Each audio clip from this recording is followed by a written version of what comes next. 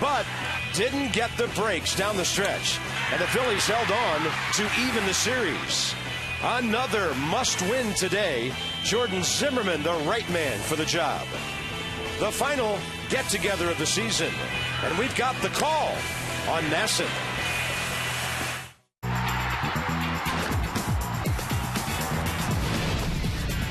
Washington Nationals baseball.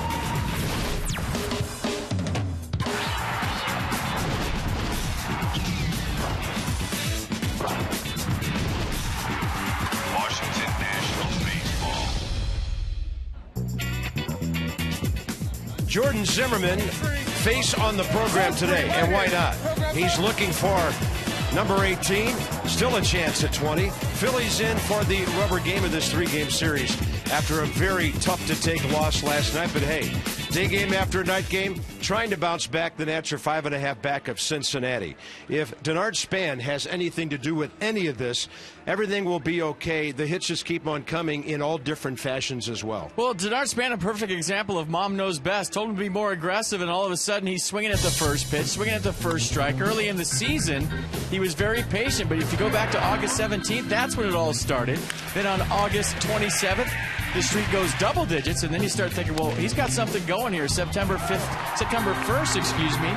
It goes to 15, and then number 20 in South Florida. The last 24 games, Denard Span hitting 376 with a 416 on-base percentage, and last night it goes to number 25. So the hits just keep coming for the Nats leadoff hitter, Denard Span. You remember recently when Davey Johnson moved him down the lineup, Denard Span, I want to be a leadoff hitter. I am a leadoff hitter. Took back the leadoff spot, and the rest is history. That's right. He wanted it, he got it, and he's prospering.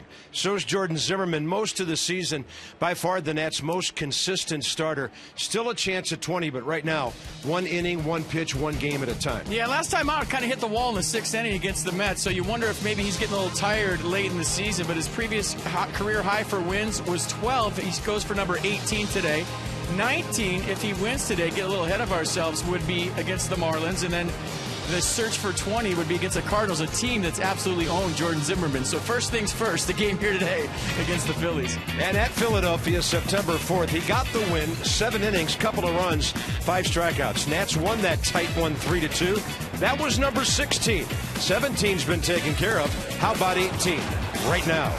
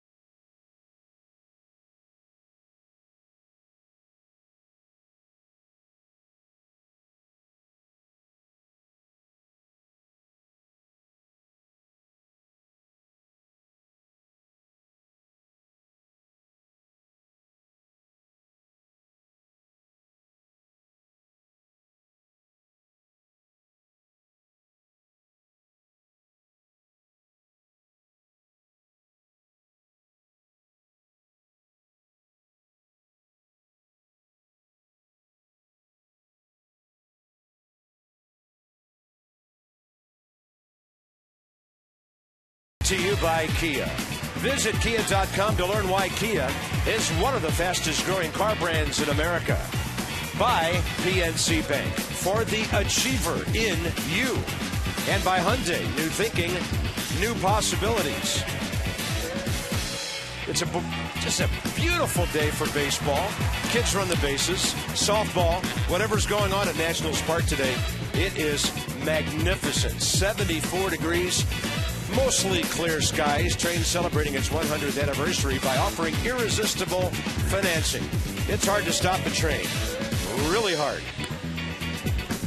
Nats take on the Phillies. Jordan Zimmerman will face an old teammate, Roger Bernardina. And then you might notice Dominic Brown's back in there. A little further down, Cody Ashe.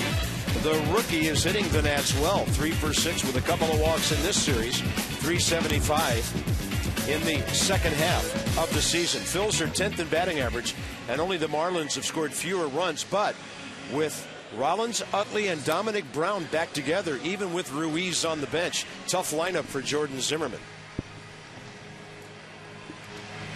Well, you look at the numbers on Jordan Zimmerman, average against .244. Last start on the 10th against the Mets, he received his league-leading 17th win. He won 6-3 in 5 innings, gave up 3 runs on 8 hits, struck out 4, walked 1 through 88 pitches, 54 of those for strikes. Wasn't real sharp last time out, battled through it for win number 17.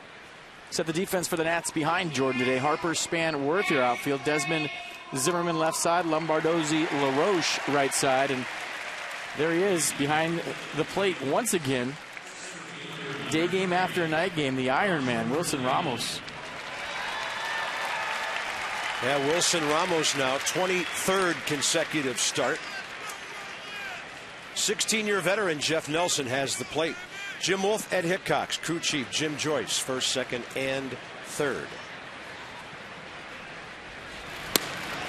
And Jordan Zimmerman gets his day off to a good start with a strike at 136. Roger Bernardina, 169 this year. For the Phillies in 18 ball games, hitting 145. And a foul tip against his former teammate, Bernardina, 0 for 2. So Jordan's at 190 innings, 10th in the league. 17 wins, tied for first. 3 complete games, tied for second. He's the Nats version of the Iron Man on the mound. And a check swing by Bernardina keeps the count 0-2. Roger hit $178 in 85 games with the Nats. Trying to get things going with the Phillies, impress them enough to get into their plans for next year.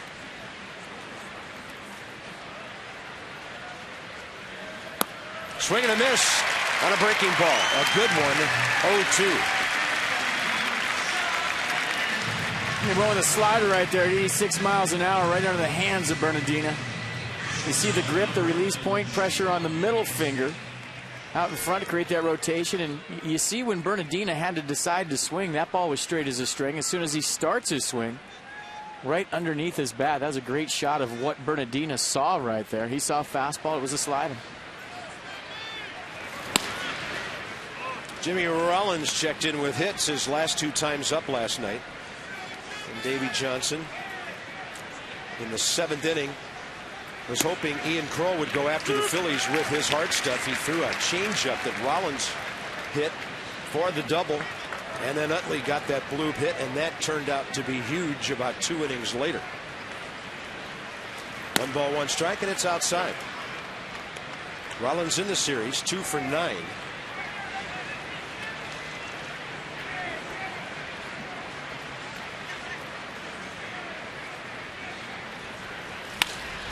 And this one out to left center. Span's got a way to go, but play made easily by him. You could see the sun blazing in his shades as he approached that ball.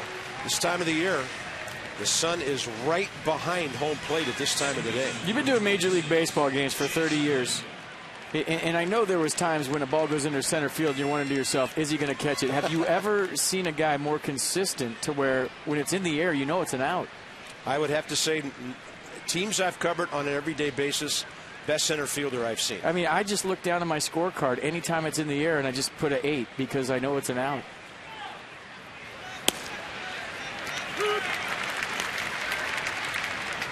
That fastball just sizzling in there to Utley, who's 2 for 8 in this series, 4 for 10 career against Jordan Zimmerman.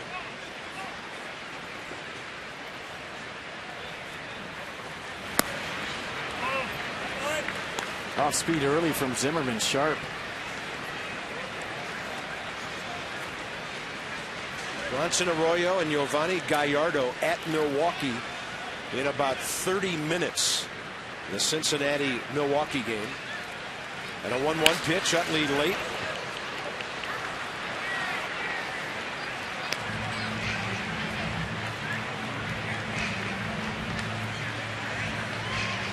Reds won yesterday, Nats lost. Pirates won, Cardinals lost, so they've got a deadlock atop the Central. So really, Cincinnati, the team the Nats are chasing. Pittsburgh, a full 8 games ahead, as is St. Louis. So it's got to be the Nats on the backs of the Reds. And a 1-2, and that is close. Counts even. All right, change up away, Utley not biting. So I guess when the Pirates and Reds get together for those 6 games, time to root for the Pirates to take about 5 out of those. Oh, I already got my eye patch on. Raising the Jolly Roger, are you? Yeah.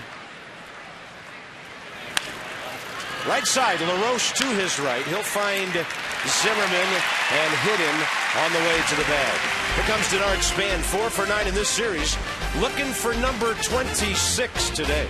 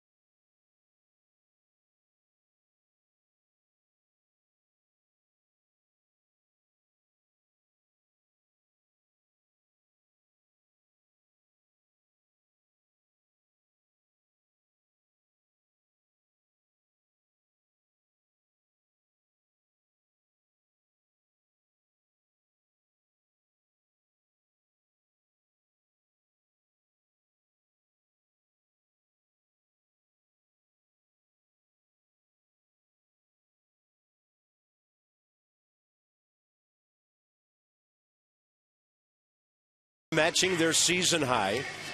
They're 7th in runs, 3rd in home runs. Lineup brought to you by Mazda. We believe if it's not worth driving, it's not worth building. Ryan Zimmerman having a September to remember. His birthday's coming up, of course. And in this month, hitting .333, slugging like crazy. 12 RBIs in 13 games. And Ryan, 9 home runs in his last 12 games. Tyler Cloyd is from Papillon, Nebraska. 26 years of age, went to the University of Nebraska, Omaha. The Nats actually faced him for one of his starts last year in September when he went 2-2. First time this year. And he's having a bit of a rough time with a .456 ERA. Yeah, short arm delivery guy, straight over the top fastball. He has a very good tempo, works quick. He's a guy that can't afford to stay in the middle of the plate. Stuff is a little bit short. His fastball average is just 86 miles an hour. He likes the cutter, probably his best pitch. And last time out against the Padres, he had the 8-2 loss. Lasted only 4 innings, gave up 7 runs on 9 hits. Denard Span was not with the Nats when they saw this right-hander last year. So his debut at bat, and that's outside. 86, that's the fastball, right? That is. Fastball average 86 miles an hour. The cutter has a lot of cut to it at 84. Curveball and a change to go with it. 4-pitch guy. So Span in this series, 4 hits, 3 steals, 2 runs. Looks that one all the way in. Ball 2.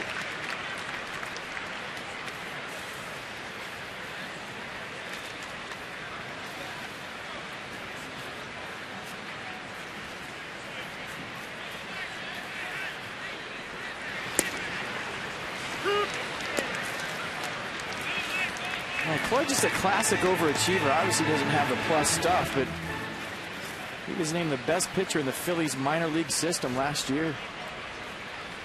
Yeah, went 12-1 at AAA Lehigh Valley last year. Won 3 games without a loss at AA Reading. Looked like Denard held up, and it's 3-1. That's a cutter right there. Looks like it's going to be a strike, and almost has slider action to it. Span not only 41 hits during his streak, Zimmerman waiting, but he's also walked 6 times. So he's been on base 47 times during this, right now, 25-game streak.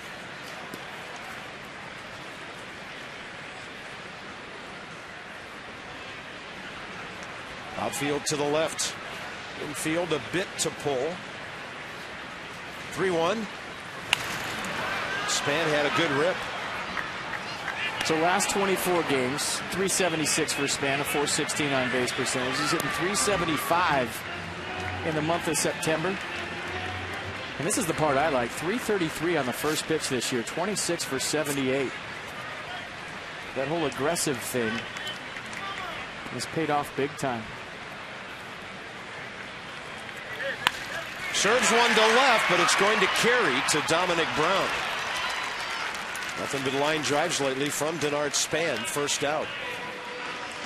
So the Phillies defense behind Tyler Cloyd, Brown, Bernardino, Ruff, your outfield, Rollins, Ashley left side, Utley, Franzen right side, and Eric Kratz behind the dish.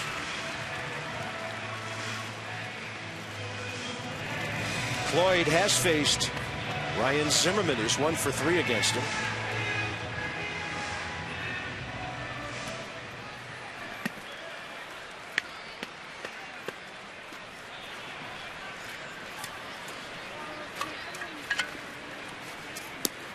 And well outside.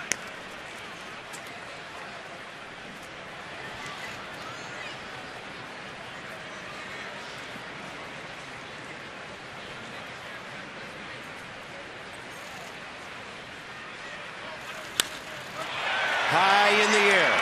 Deep left center. Looks like it's going to play for Bernardino right in front of the red seats. 2 outs. Didn't have the sound. It was off the end. Still hit it to the track in left center field. Pretty good bid, but didn't get it. Listen to the sound.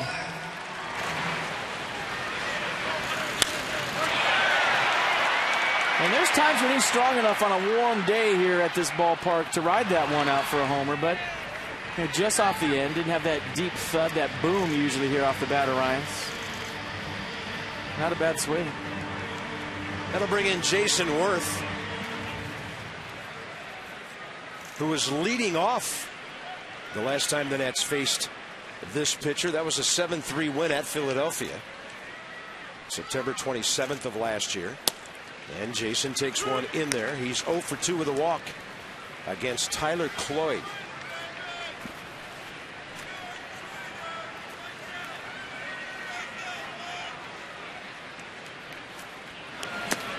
And Jason's had an 0 for in this series, but he's walked 3 times, driven in a run with a sac fly. 0 for 5 against the Phillies. And right now 4th in the batting race. 11 points behind Michael Kadire, 9 behind Chris Johnson, 4 behind Andrew McCutchen. And Worth, that's got a sound to it. How far is this one going to carry? Dominic Brown at the edge of the track. Some well-struck baseballs, bottom of the first. Cloyd gets through it, 1-2-3.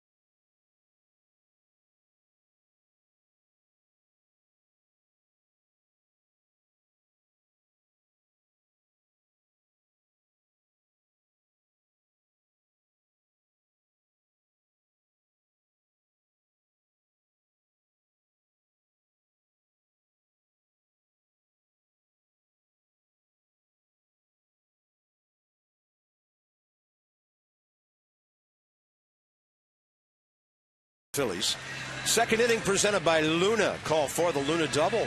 Call today. Get your second room of flooring free. 877-241-LUNA.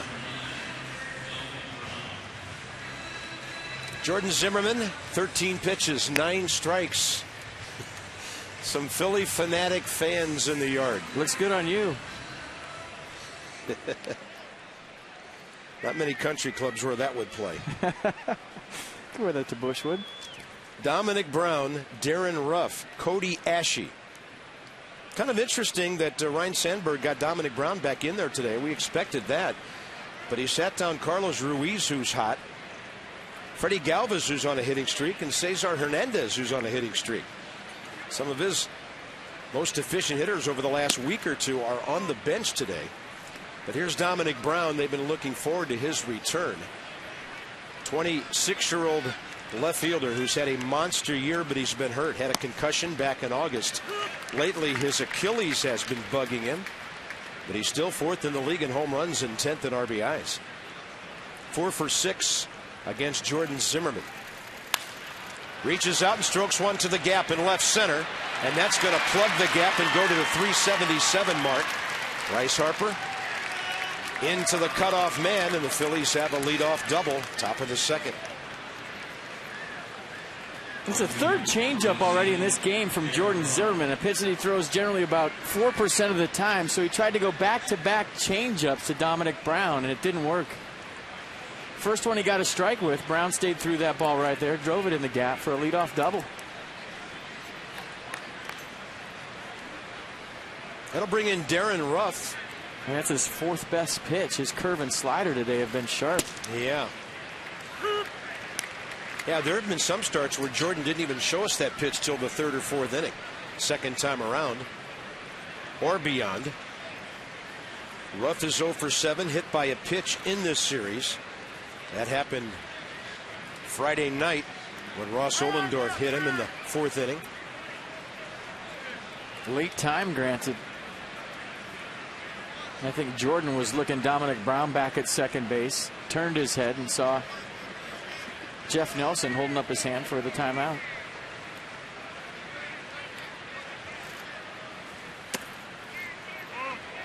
One ball, one strike.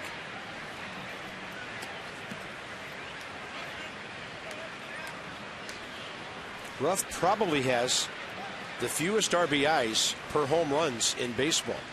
13 home runs, 24 RBIs.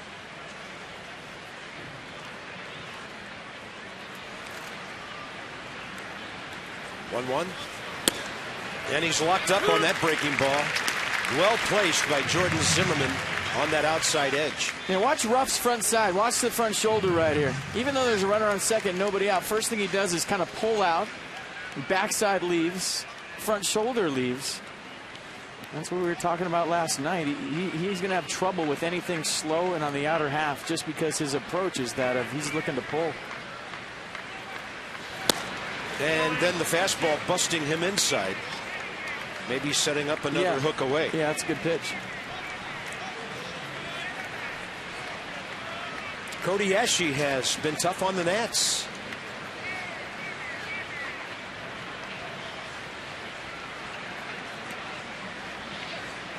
Jordan needs an unproductive out here.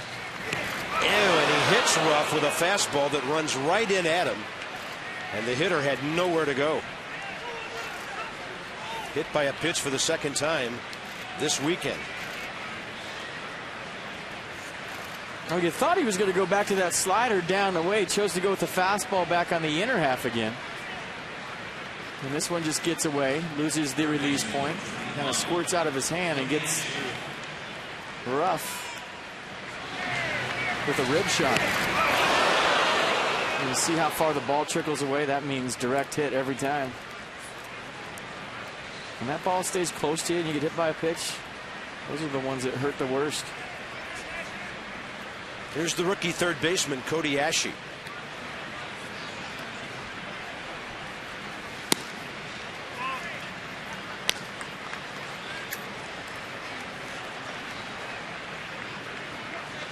Ashe's been impressive. He's a guy that's not afraid to hit the ball to all fields. Got power the other way. Last night, Hit one to left center field for a double. He's got pole side pop and looks to me like he's a tough out. Phillies must have a pretty good scout out in the Nebraska area. As Cody Ashe went to Nebraska, Darren Ruff at first went to Creighton, and today's starter Tyler Cloyd went to Nebraska Omaha. They do. His name is Roy Hobbs, and he lives in a cornfield. Tom Osborne out there working for the Phillies. 1 ball, 1 strike, and a breaking ball way inside, 2-1.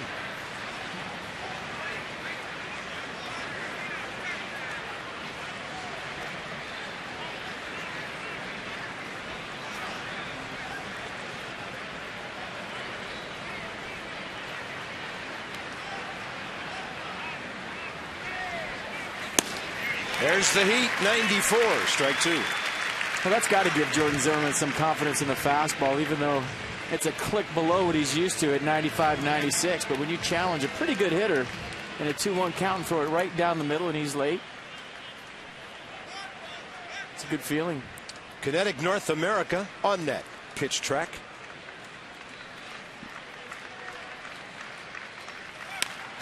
And a chopper. Here comes Desmond. Glove, throw, no chance. And then the runner, Dominic Brown, did a good job of not rounding third too far. Desmond had no play at first. The Phillies have the bases loaded, nobody out. Even though Ashe got jammed, he got out of the box well enough to get an infield single, and I think Desmond made the right choice. That play was slow and developing. And all of a sudden, big-time stress inning for Jordan Zimmerman. He's going to have to go to the well right here with whatever he's got. And a tough hitter. This might be the toughest 235 guy in baseball right now. Kevin Franzen's been swinging well for the last several weeks, and he's tough to strike out. Jordan works off the stretch. Doesn't get the call on that one, missing away. Well, Franzen a very aggressive hitter, especially in these situations, so you would think anything close and anything straight, he's hacking right here in a 1-0 count. High fly ball, left center. The runner's Dominic Brown, who's got good speed, but a bad Achilles. Harper will overshoot the cutoff man. The ball hits the runner, and the Phillies take the lead. And on that play, the runner from second, Darren Ruff, goes to third. Productive out. Phil's on top. Oh, good read by Ruff on the backside. He saw the height of the throw from Bryce Harper, and he read that it was going to be over Ryan Zimmerman's head. You see how it's high right there? That's the read he had. So as a backside runner on second, you know that Brown's going. So what you do is you tag up, you take 4 or 5 hard steps. Once the ball is released and you read high angle, and it's going to be over the cutoff man, you advance. Good base running by Ruff, and a high throw by Harper allows Ruff to get to third with 1 out. I didn't think Bryce had any chance to make that close. But the ball runner and catcher were all there about the same time. It just tailed right into Dominic Brown. So Harper does a nice job of getting behind the baseball. He just gets into trouble with the height of the throw. And the way he's been going out there, he feels like he can throw anybody out because he can. He has. So here's the number 8 man, catcher Eric Kratz, hitting 205. And he'll hit a little pop up to right. Here comes Worth. Darren Ruff not fast. Worth's going to hit the cutoff man, LaRoche. 2 outs. Well, I'll tell you what. I'll take that gamble every single time as a base runner on third. I don't care how fast I am, just for the fact that the pitcher's coming up. I mean, just go. If it's a double play, it's a double play. And a lot of times in that situation, just because the ball is short, you can surprise an outfielder and sneak in there and buy yourself another run. Well, that's consistent with your run till they tag you philosophy. Force the issue every single time you can when the pitcher's the next hitter. Tyler Cloyd, 1 hit this year, 2 in his career. Zimmerman, fastball high in the zone for a strike. He's 1 for 13 this season. Counting last year, Tyler Cloyd 2 for 24.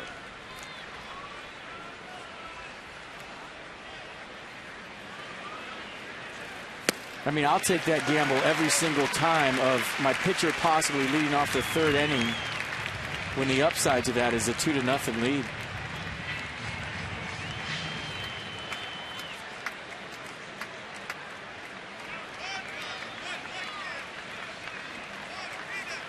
Odds are you would be left at third just like Darren Ruff just was.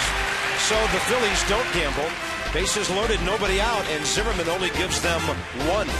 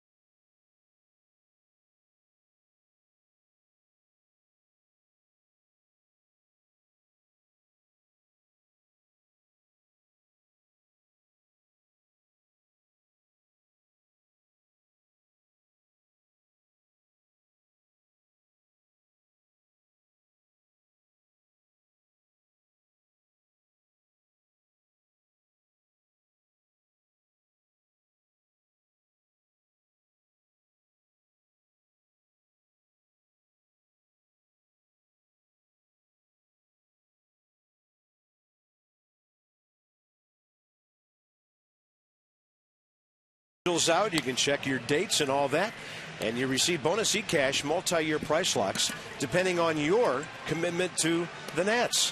These special offers expire September 30th. Visit nationals.com/2014. Some restrictions apply. 1-0 Phils. Harper, Desmond, LaRoche, bottom of the second. Against Tyler Cloyd, 11 pitches, 6 strikes in his first inning. Visit Kia.com to learn why Kia is one of the fastest growing car brands in America. Against right-handed pitchers, Bryce Harper doing big damage. Ian Desmond likes home cooking. Adam LaRoche, after some up and down months, prospering in September.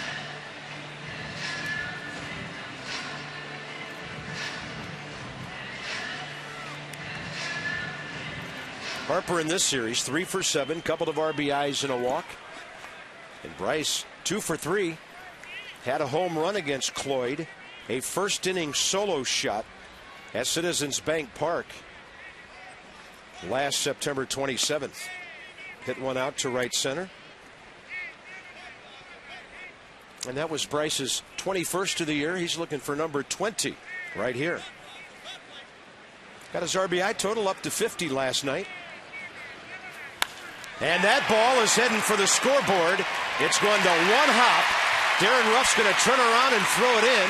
And Bryce Harper, one of his best pieces of contact lately. Any elevation, he would have had number 20. And the Nats are in business here in the second. Well, there hasn't been a quiet out yet in this game. The Nats went 1-2-3 in the first. Span lined out to left. Zimmerman just missed a home run. Jason Worth hit a bullet to Dominic Brown for the third out. The second inning starts with a Bryce Harper double, a ringing double off the wall for the first hit of the game for the Nats, and there goes the no-hitter.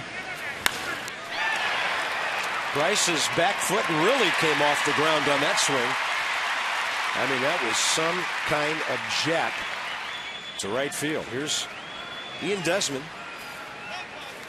0 for 2 against Cloyd in that game last year. That high fly ball definitely has Bryce thinking about tagging. Roger Bernardina, good arm, but no chance from that deep. Harper's at third, 1 out. Nice at-bat by Ian Desmond, playing the game the right way, advancing Harper to third base with 1 out, and he'll get some high fives coming back to the dugout.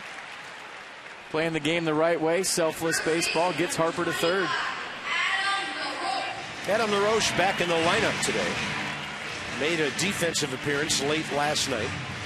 You know, as a hitter, you love that at-bat because it's really one of the only times you'll make an out and come back to the dugout feeling good about yourself, to where, you know, if your team does it the right way, and the Nats do, they'll be there high-fiving you, and you did something to help the club. You feel good about yourself even though you made an out. LaRoche steps in. Phillies don't have a shift on, but they are doing a few things. Interesting. Kobayashi starts even with the bag. Now he's taken a couple steps back. Rollins is the deepest of the four. Utley has moved up now. And just beyond even with the bag, Kevin Franzen at first. So not totally in early in a game. That's a high strike. Counts even 1-1. Might have been in, too. Yeah, I don't think Adam liked that call. He's been on base 10 of his last 11 games with 11 hits and 10 walks. Let's see it again real quick. Mercedes tracks it. LaRoche a double in 3 trips, career against Cloyd. Then he goes upstairs to try to hit a sacrifice fly on that 83.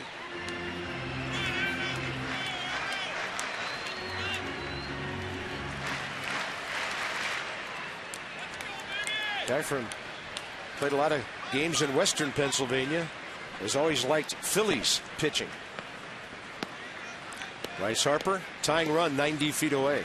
This would be big after Jordan got out of that inning with only 1 run. And LaRoche will take it, and he strikes out. And that was near the outside edge. And I'm sure he's asking Jeff Nelson about getting strike calls on either side of the plate. Yeah, that's probably what he's saying. He can't have both. As a hitter, you can't protect both sides of the plate like that. So what you'll hear in these conversations is one side or the other. So he gave him a strike call in the inner half. And as a hitter, you can live with that. Okay, if that's your side, you're going to give him an inch or so there. I can make that adjustment. But when you get an inch or so on the other side, it makes it real tough to hit. Up to Wilson Ramos with 2 outs. But to Tyler Cloyd's credit, that's how he has to pitch to be successful. He can't throw the ball and get too much plate. Ramos facing Cloyd for the first time, and he fouls off to the right. Now Wilson rung up on that questionable breaking ball to end the 7th inning last night with a runner aboard in a 1-run game. A runner at third. If he's tired, his bat's not showing it. 3 for 9 with a homer, 3 RBIs in this series, and batting .274. Base hit ties the game. And Wilson Ramos now batting .400 this weekend, and that is his 51st RBI in 68 games. I don't need no stinking day off. I play every day. A nice job right there picking up Adam LaRoche. Didn't get the job done with 1 out, so Wilson Ramos comes up 2 outs, gets something on the inner half. Perfectly placed ground ball to left field, put the Nats on the board, and answer the Phillies run the top of the 2nd. Nicely done by the Buffalo. Hey, he'll get a day off a week from Thursday? Maybe. Maybe not. Well, there's no game that day. All right. I'm pretty sure. I'm just saying he might show up to Phoenix and go to the ballpark and put his gear on and play all by himself. I hope he has a lovely afternoon. Lombardozzi 2 for 5 in this series. Wilson Ramos 17 RBIs now in his last 12 games. He's just a consistent run producer.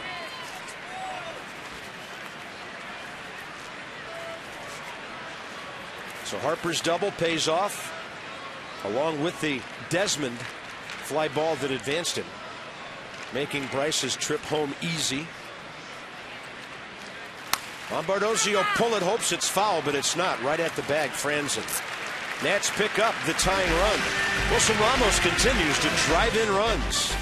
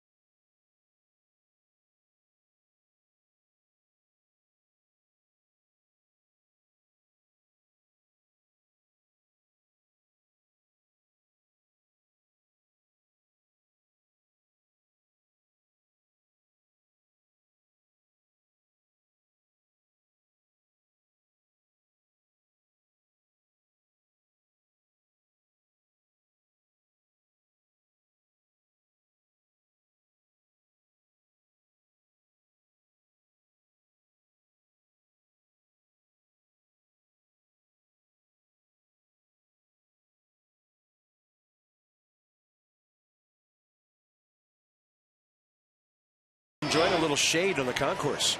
Our sideline report from AFCEA, the Association for Global Security Professionals. Here's our reporting professional. Good afternoon, Julie. Oh, thank you. I like that, Bob. Reporting professional. Nice to see you. All right, well, today a big day for Wilson Ramos. He has now officially played in 23 consecutive games. That's the longest stretch for a catcher, starting all season long. He said he credits the wonderful training staff and also a little hometown delicacy. That would be arepas, which is a cornmeal cake that is then fried with a little bit of ham and cheese inside. He said he makes one for himself every single morning. And he said that he's been able to keep the weight on, and that's also helped him. He said, I'm done with the dieting. He said it's been a great test for his knee and his hamstring to play this long of a stretch. He said he knew he wanted to go for the record once he hit 18 games and said, why not go for 22? Well, he's going for 23 today. And he said, if Davey Johnson wants to give me the day off tomorrow, I'll take it. But right now, I'm going to enjoy this moment. Well-deserved, Wilson Ramos. And, of course, that longevity record for this season, catchers catching the most games consecutively. Hey, he should fry up one of those every morning for Adam LaRoche. Yeah. Fatten them up. Keep a couple LBs on, wouldn't it? Yeah. I'm in. Make me one. Fastball outside to Roger Bernardina. Jordan Zimmerman, 2 innings, 33 pitches. Good ratio, 21 strikes. Struck out Roger on a breaking ball first time. And that's the book on Bernardina. If you get him to 2 strikes, you do not have to throw him a fastball. There's one thing you have to watch with Bernardina when he bunts. There's times when I think he comes close to stepping on the plate. And if you step on the plate as a bunter, you're out. And he did step right on the plate right there. And he would have been out had he put that into play. But the umpire has to see it.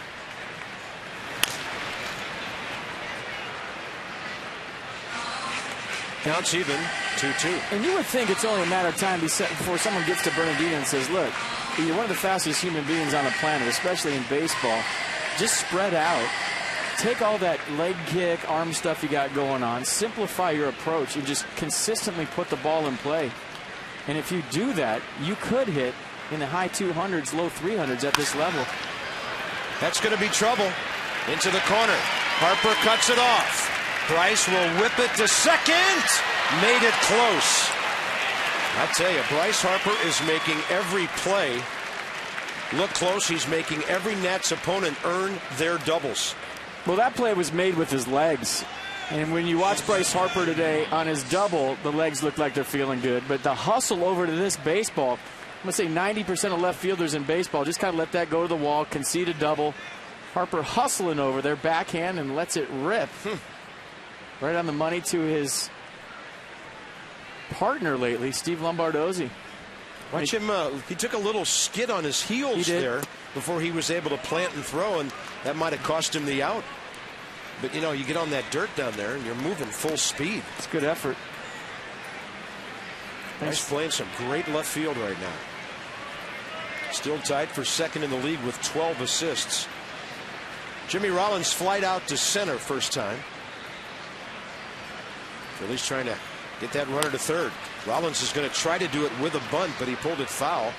And he didn't square around early. Jimmy disguised that right until the last. Well, there was a time this year when Bryce Harper, as you look at the slip right there, nice balance to stay on his feet, was kind of bored with left field after playing center field all last year. You know, he missed throwing runners out. Early in the season, nobody ran on Harper and left. He likes to show off the arm. Didn't have a chance to. But lately has really fallen in love with that play down the corner, standing up tall and throwing guys out at second. 1-1 pitch. And Rollins chops it. And we'll see what Jordan Zimmerman can offer him now to keep him from pulling the ball on the ground.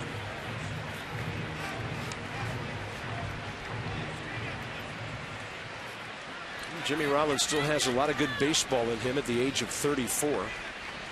Just needs some of the guys around him to be healthy. Utley's back. They really miss Ryan Howard, obviously. They need Dominic Brown to be good for a whole year. And then he does get that ground ball. And that moves Bernardina over with one out here in the third. Nice piece of hitting right there by Jimmy Rollins, especially in the count he was in. So a lot like Ian Desmond with Bryce Harper, does a nice job of moving the leadoff double to third. Your mission, our commitment. Visit agilitycorp.com Most wins since September of last year. So it's Max, Jordan, and CJ. Max Scherzer having an amazing season for the Tigers. Got roughed up last time out, but he's sitting on 19. Not the greatest headshot in the world for Scherzer. And C.J. Wilson kind of looking like Zach Walters right there. That's a little ground ball that's going to put the Phillies on top. LaRoche to Zimmerman. Chase Utley in bouncing ball fashion gets his 58th RBI. 2-1 Philadelphia.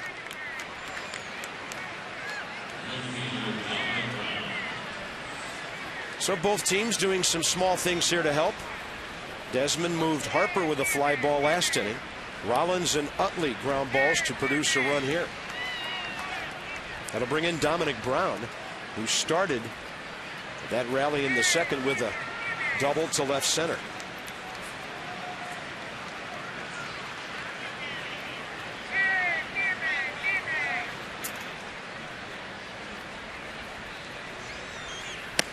I think this inning for the Phillies is a perfect example of what Ryan Sandberg's talking about, to where he wants his ball club to be selfless, to where you're playing for the other guy. And I'm pretty sure that's not the most original philosophy. That's what every manager wants, but being able to get your guys to buy into that and maybe cash their egos in at the door and their numbers in at the door to play for one another, that's the key to being a good manager. I think Joe Torre, Bobby Cox, guys like that, the best at it. But Ryan Sandberg has the right idea of what he wants to do with his club. It's just a matter of Ruben Amaro getting the right pieces and the guys that he has buying into that. Broadcaster Gary Matthews told me that there was instant credibility for Sandberg with this ball club based on his playing career, his great accomplishments. You know, not that you have to be a Hall of Famer to get respect, but the fact that he was an everyday guy for a great number of years, that means a lot to some of these guys. And he's in their ear. Well, even though he's a Hall of Famer, he's had his ups and downs. So I think that's what makes a good manager. Yes, he did. Heartbreaking ball down and in. Dominic Brown strikes out. Phillies produce a run and lead 2-1.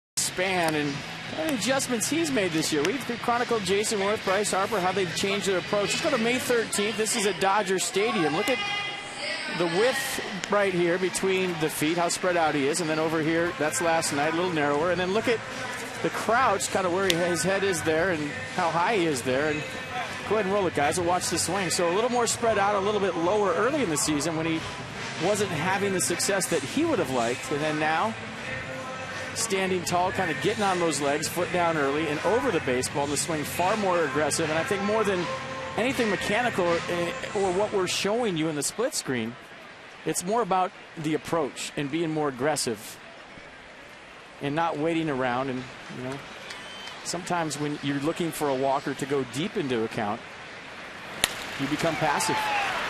Denard Span was hitting 10 points lower in May than he is now.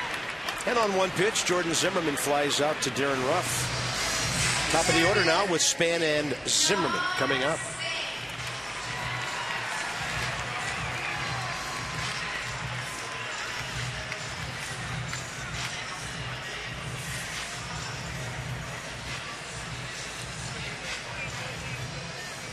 Well, text your friends. Let them know that Denard Span is up, because his at-bats of late with this streak have been an event all to themselves. Must see TV when this guy hits right now.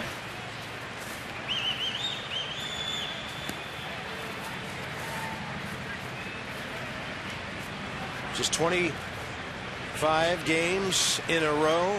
Just 2 games short of Michael Kadyr's Major League long of the year. And that's going to get it done. Nice. Denard Span just strokes it up the middle. 26 games in a row. This is getting really good. Super Span. Spanning. And those are Span fans. And who isn't? Hitting .389 during the streak now. And that's his 42nd base hit and 108 at bats. I mean, do you know how hard it is to hit 26 games in a row at the highest level? I mean, this is starting to become amazing. I mean, that's a month of going home happy if you're a hitter. Sleeping like a baby. Not worried about anything. Zimmerman, and that ball's well hit. Deep center. Bernardino will cruise to it and catch it on the track. Ball's not carrying. Ryan Zimmerman hit a high one to almost that same spot first time. And that's 2 outs here in the third. Flags are showing a breeze from right field corner over toward the left side. Well, that was a different sound off the bat of Zimmerman. And I thought, you know, the only thing that was going to be in question was whether that was off the wall or in the seats. And Bernardino with a nice route right there, fighting the sun. The ballpark that he knows better than any makes the play. Here's Worth. Still looking for his first hit in this series. I think Span's going to go sometime early right here. He's feeling it on the bases, too. Career high 3 stolen bases last night. The Nationals with 75 steals. Span and Desmond leading the way. Now the 6th highest total in the National League. Every offensive number has been on the rise here. Big gap left center. And that's why they're pitching him away, to keep him from doing that. And the count's 1-1.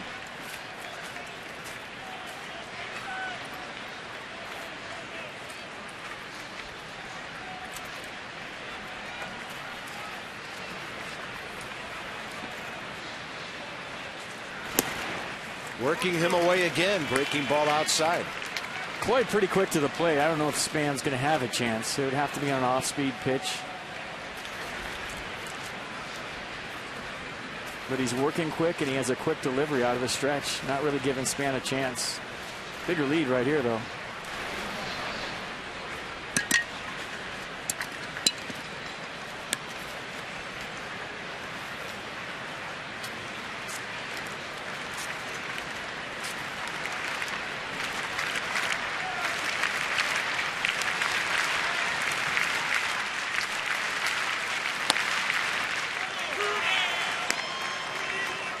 Two balls, 2 strikes.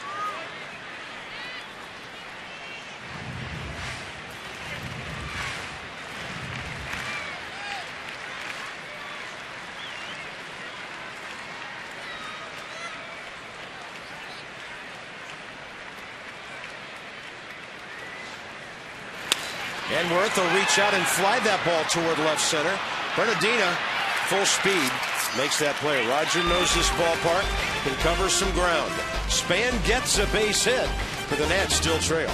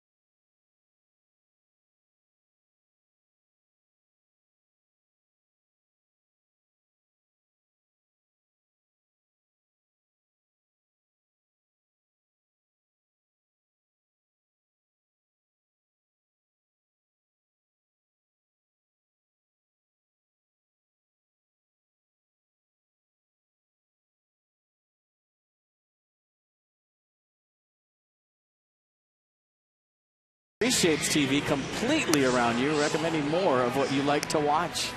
Head to the top of the fourth. Nats 1, Redskins nothing. Denard Span extending his hitting streak to 26 games. Bryce Harper 1 for 1 with a double. And this story of this game has been about leadoff doubles. At first it started in the second inning. Dominic Brown shopping at the gap. Darren Ruff got hit by a pitch. He ended up scoring on a sac fly. And then Bryce Harper in the second inning led that off with a double. He and Desmond moved him. A big 2-out knock by Wilson Ramos. And then the Shark, Roger Bernardino, leads off the third with a double. Moved by Jimmy Rollins, ground out by Chase Utley. And that's where we stand, 2-1 Phils.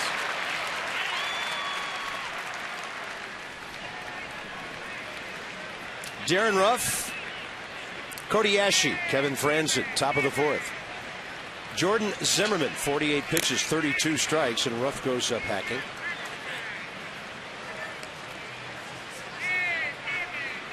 Brewers aren't doing the Nats any favors right now. Cincinnati 2 in the first against Giovanni Gallardo, and they have the bases loaded with 1 out.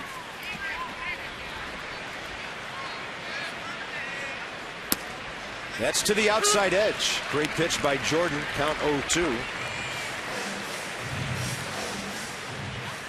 On a 2-2 pitch first time. Jordan ran a fastball inside that hit Darren Ruff. And he'll stay away with that one.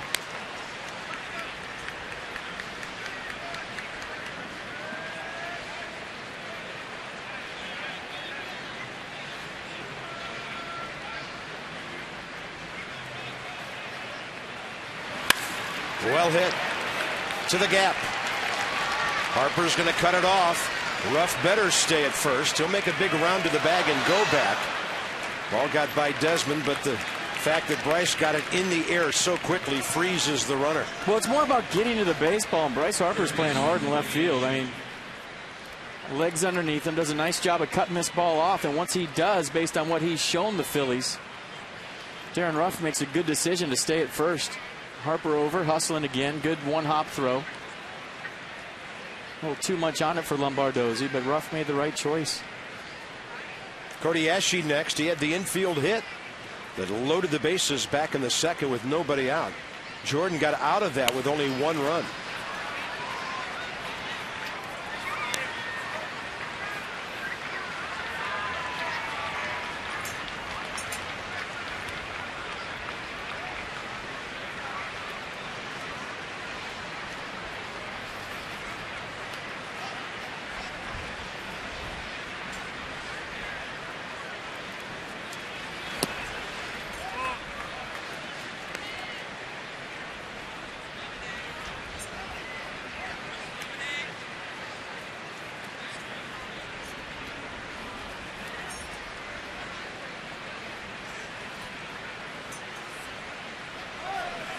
Runner on the move and a foul. And see, that's the kind of things you can do with Ashe, the way he handles the bat. I think he would be the kind of hitter, based on what we've seen in the limited time we've seen him. He would suit nicely hitting second. Handles the bat well, puts the ball in play, moves the ball around.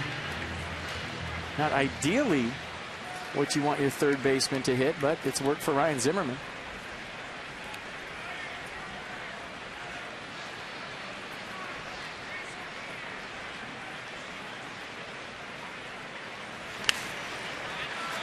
And this one out of play to the left side.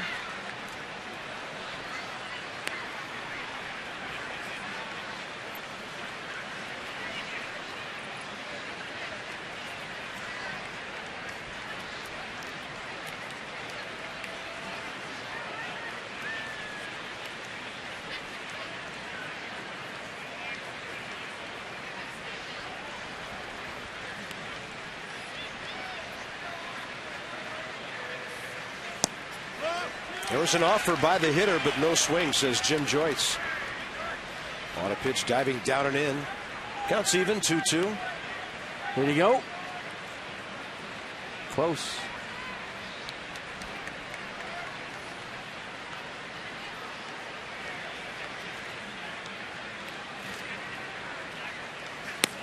Goes with the same pitch and misses. Well, that's a good take by Ashe, because that was right where Jordan wanted it. That's usually the put-away pitch with 2 strikes under the hands. Picked it up early, saw the rotation, took it.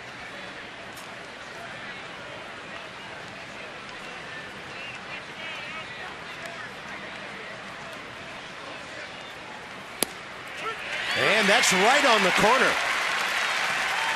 They didn't start rough on the 3-2 pitch. Kobayashi not happy. Nissan will track it 1 out. Well, he thought it was away. Let's check it out. It hits the spot. I know that. And Ramos set up, catches it over the left shin guard. Could have gone either way. Well, I mean, at this point, when you're talking about the reputation that Jordan Zimmermann has in being a strike thrower, you're going to get the borderline pitches, especially at this point in the season, because you've earned it.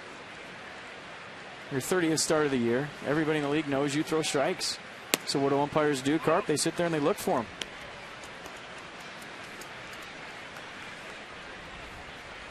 Kevin Franzen, sac fly to left first time.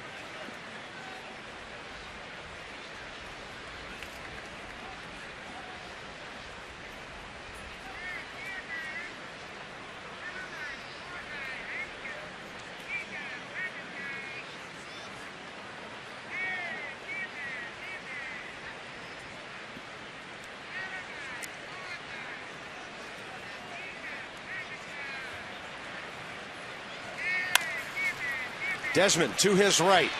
To Lombardozzi. A very pretty 6-4-3 double play to end the 4th inning. And that's turned their 134th. Pretty smooth.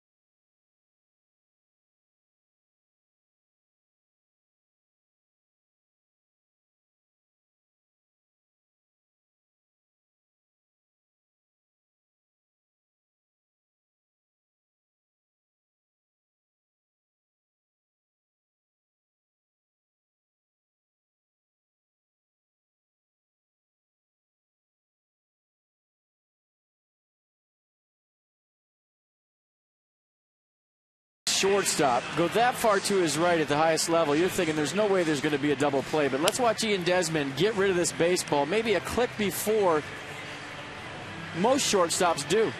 I mean, just setting on that right side, perfect feed to Lombardozzi, and what looked like maybe not a double play because of Desmond getting rid of it quick, right on the money. I mean, the game moves so fast at this level, and I mean, that was just bat, right on the money. Good slide by Ruff to try to cause traffic, but the fact that Desmond is that quick, we're just basically a redirect to Lombardozzi on the money. Turn that double play. One of the things I enjoy most about watching the double play is the rhythm of the play. You know, the throw, the pivot, and all that. And because Desmond did what you said he did, it turned it into a rhythmic play when that could have been a fire drill right there. Yeah, and the fact that he did get it to Lombardozzi quick not only turned the double play, it gave Lombardozzi a chance to get out of the way of a runner who was barreling down on top of him. If Desmond takes his time there, besides not turning the double play, get your second baseman hurt. Yeah, big man was coming at him, Darren Ruff. Here's Bryce Harper. Last time he led off, it led to a run. Second inning, doubled, short hopping the scoreboard. Came home on the Ramos 2 out. RBI single.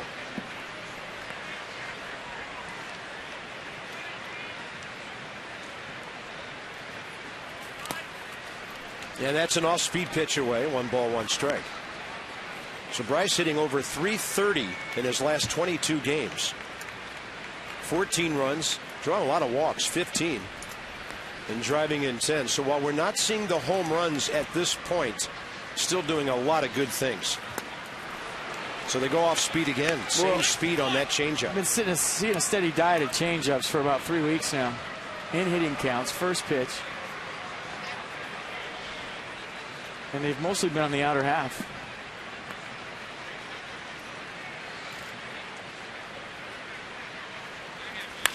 That one is hit hard to right center.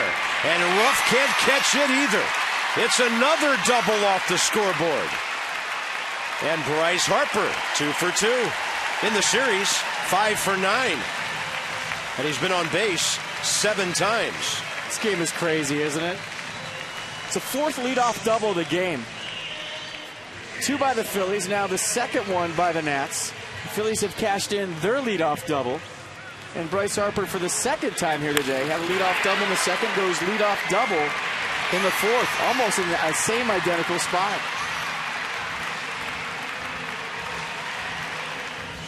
Got a little bounce in his step today. He does. He's feeling frisky. Here's Desmond. Hear that, Jimmy Rollins? He's feeling frisky. You better keep him close. Man, nobody's keeping him close. I know. Desmond to left center. This ball heading up against the wall at the 377 mark. And that quickly. This thing is tied again. And for Ian Desmond, his 59th extra base hit. Fans approve on double number 36. Well, first time up was for the ball club. He moved Bryce Harper with a deep fly ball to center field. Second time up, Ian Desmond said, you know what, I'm going to move him to left field this time. And he tried to move himself to home plate, just missed his 21st home run of the year, got the job done, scored Bryce Harper, and how about that for quick style offense? Nobody out. Here's LaRoche. Back-to-back doubles, ties this up. Ian Desmond, team leading 76th run batted in.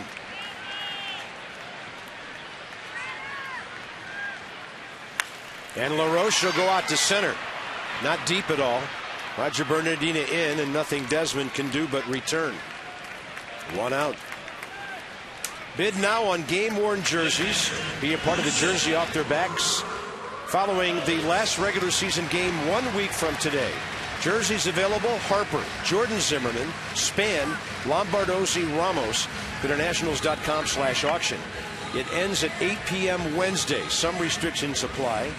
And if you're at a ball game this year, or this week rather, drop by the Dream Foundation kiosk, Centerfield Plaza. Purchase jerseys off their backs, raffle tickets, enhancing your chances to win. There's Ramos, 1 RBI already today. A little offended right there by that promo that they don't have ties off our necks after the game. I mean, stand under the press box after the last game. You might catch 2 really dated ties. Hey, 2? Speak for yourself. Well, I said dated. They might both be mine. All right. I hold on to them in case they come back in style. You do. And they still have it, but that's okay. Not on camera that much. But wait till they see you in an inning or 2. You look like a slob over there. I do. I got my Wounded Warriors hat on, my jersey on. I'm ready to play the game. Need somebody run me up some eye black. 2-0 pitch. I might have them here somewhere. Somebody sent us those little things you can put on your fingernails to signal fastball, curveball, and Kinetic calls that a pretty good slide piece. Maybe a cutter. That's what Bryce Harper hit. That's his go-to pitch. 2 balls, 1 strike. Ramos takes a close one, gets the count to 3-1. Who's more dangerous? And there's Lombardozzi next, hitting 8th. Who's more dangerous in the number 7 spot in all of baseball than this man?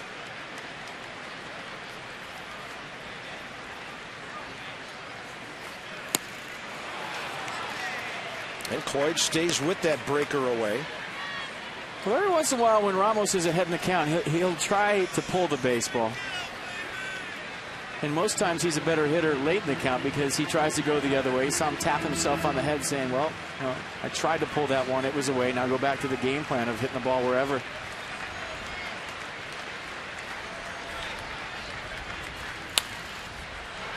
And in go with the pitch mode, he fouls it off. So the most consecutive starts by a catcher this season. Wilson has said it means something to him to have more consecutive than the great Molina.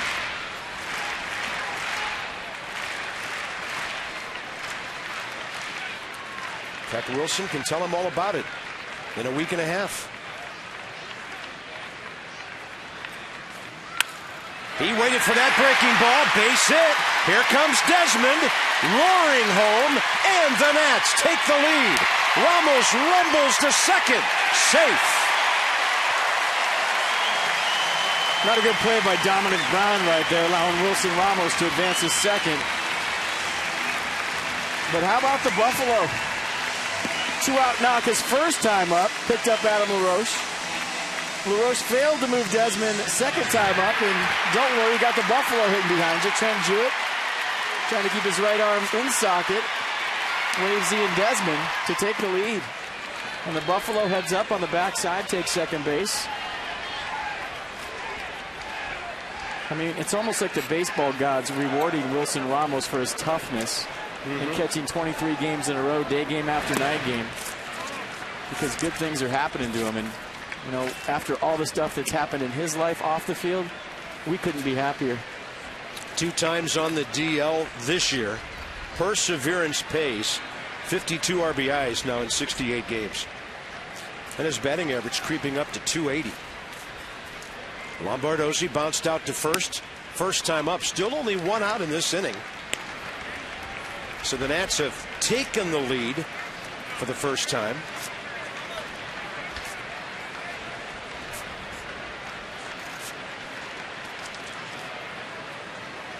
And Desmond didn't get an immediate break on that ball. He had to make sure that went through because it was hit ahead of him.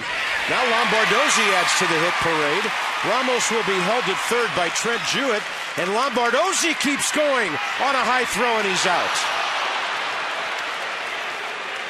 Ball was in the air a bit, but it was cut off by Franzen, who threw him out. It'll go 9-3-6. I think he read high throw right there. Franzen jumped for it. It was bang, bang at second base. Great play if you're safe. Not a good play if you're out, especially with 1 out. Goes to 2 outs. But you can never fault the guy for being aggressive, and Kevin Franzen went high for that ball. And we talked about it with Bryce Harper earlier. As a base runner coming around first, you're looking for one thing, the angle of the throw. And look at Jimmy Rollins right there blocking off the base with his foot to where Lombardozzi's hand can't get in there, and he made the right call. I thought he beat it. But when you look at the replay, Rollins blocked Lombardozzi's hand off the base and made the tag. Here's Jordan Zimmerman, who has 1 RBI this year, 10 in his career. So it's a runner at third, 2 outs. And Jordan takes a good rip.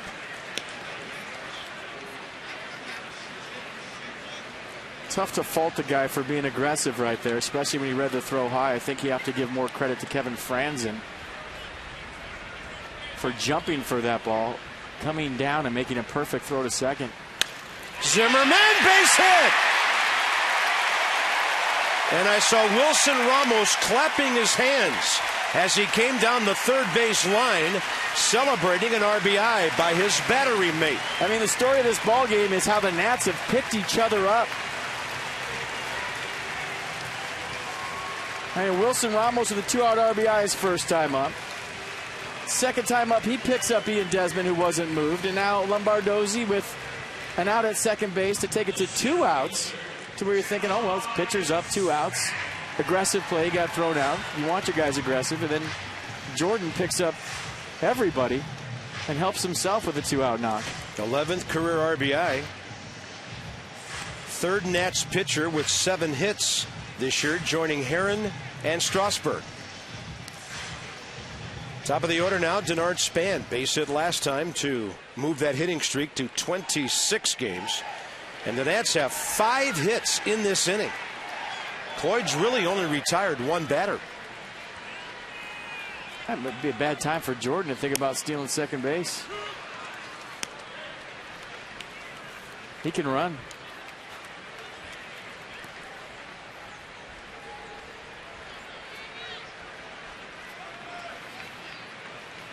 Philly's playing Denard like he's a power hitter here. He'll muscle up occasionally. 4 home runs. And that one stroked up the middle, and Utley just waiting for it. Big inning for the Nats. 3 runs, 5 hits, 1 man stranded. And it all started with Bryce Harper going scoreboard, Ian Desmond going nearly bullpen, Wilson Ramos another RBI hit, Lombardozzi and Jordan Zimmerman to follow.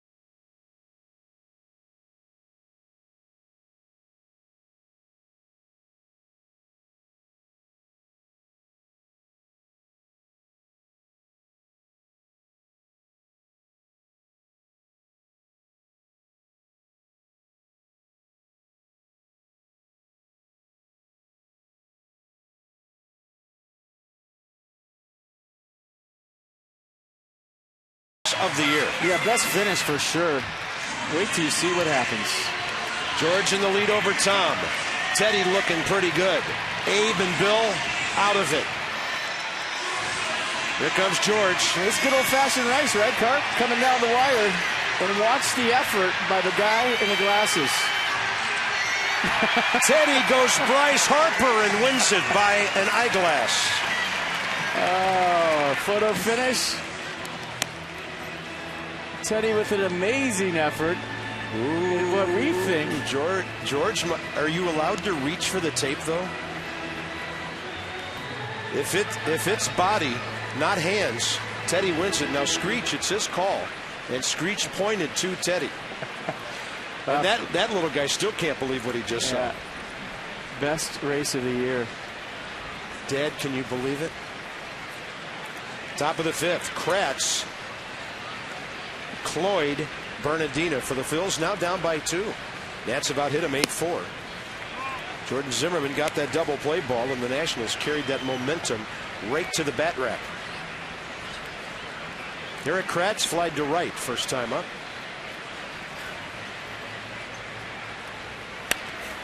And a bit of a half swing. Takes him a while to get out of the box, so Lombardozzi can hit it casually to LaRoche, 1 out. This moment in history brought to you by Volkswagen. The best thing ever event going on right now. Visit VWDealer.com. Bob Watson, who would later become a pretty good major league executive. Astros in 77, Red Sox in 79. He hit a single in the 2nd, a double in the 4th, a triple in the 8th. And then he had a home run in the 9th in a 10-2 win over Baltimore. First modern major leaguer to hit for the cycle in both leagues after he did it with the Astros. A cycle in each league for a very good hitter, Bob Watson. And a good baseball man.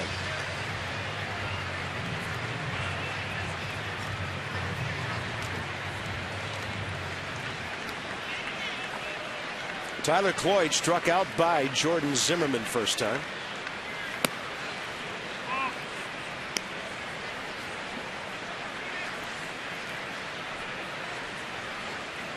Roger Bernardina doubled and scored last time up. He'll bat with 2 outs. Jordan Zimmerman, strikeout number 5. Only given up 1 hit since that Bernardina double in the 3rd. Yeah, slider sliding. 86 down away. Perfect pitch. You see right there when you make your decision, it looks straight. And if you can't pick up the rotation, when you talk to a lot of hitters, they have trouble picking it up off Jordan. You're convinced it's a fastball. Well, first time up, Bernardino got behind, struck out. Second time, he was ahead, doubled. Shows bunt, takes ball one. Ryan Zimmerman on the move there.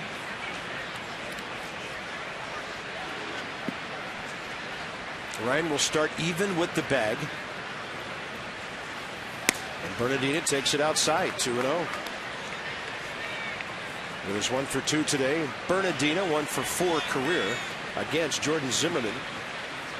Haven't seen him all weekend until Ryan Sandberg put him in the lineup today. Near the corner, ball 3.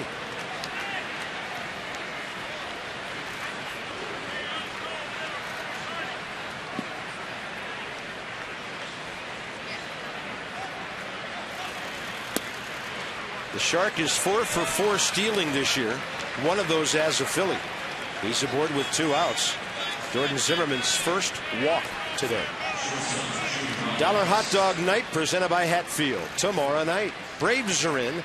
Dollar Hot Dogs available at select concession stands till the start of the 6th. Or while supplies last, which could be before that. Some restrictions apply. Tickets start at just $10. Nationals.com/tickets.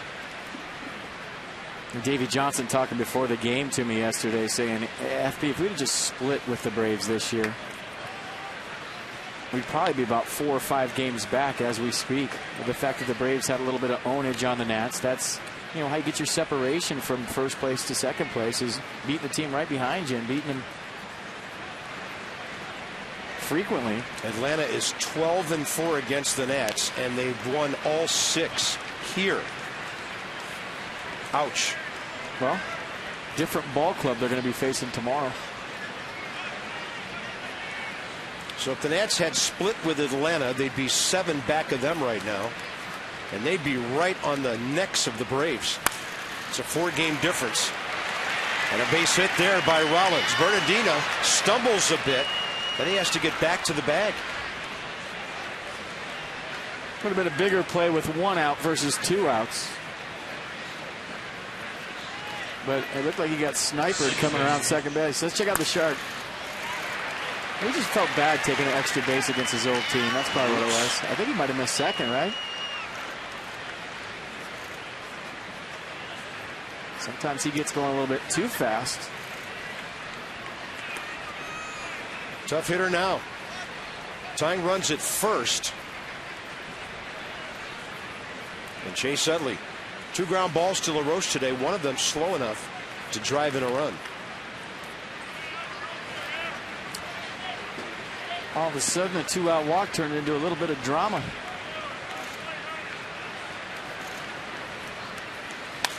Utley high in the air, center field. You know what that means? Out. Inning over. 2 stranded. Phillies have left 4. Zimmerman, Worth, and Harper straight ahead.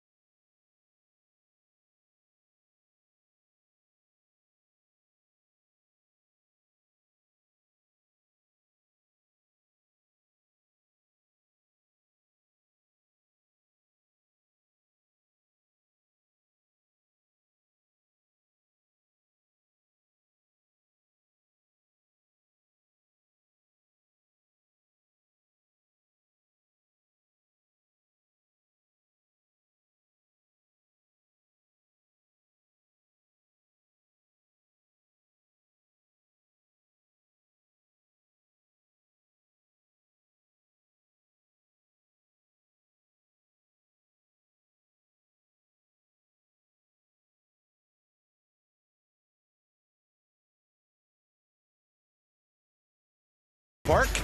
DentaQuest provides affordable dental coverage for priceless smiles. It reminds you to ask your broker about DentaQuest. I'd be smiling too. My team's on top, 4-2. Going to the bottom of the fifth. Good hitters coming up. Getting to the Phillies starter. Third time around the batting order. Freight Rail Works do-ups for this inning. And what they're doing against the Phils. Ryan Zimmerman, and we're talking about 18 previous ball games. This is the last one of the season series, of course. Zimmerman, Worth, and Harper all doing good things. The Nats have clinched the season series. They just like to win this one today and make it 11-8. They've beaten the Phillies 6 out of 8 times at Nationals Park. Zimmerman, 2 long fly balls that have put Roger Bernardino onto the track right in front of the red seats.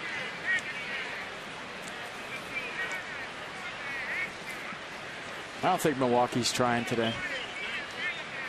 4-0 Reds now, huh? Got another run in the third. I think they're just taking a day off. I know Giovanni Gallardo walked 1 run in. And I think the Reds are cheating.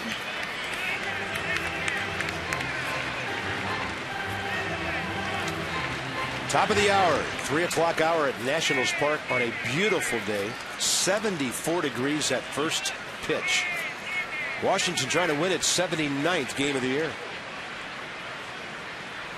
Trying to make it 10 of the last 12. It's a breaking ball in the dirt on an 0-2 pitch.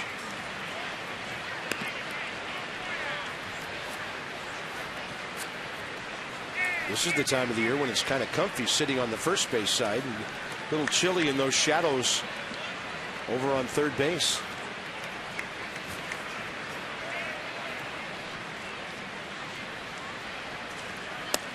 Inside, 2-2.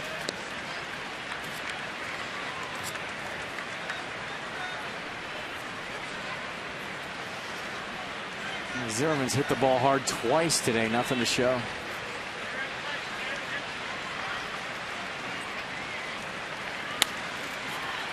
Got to play right side.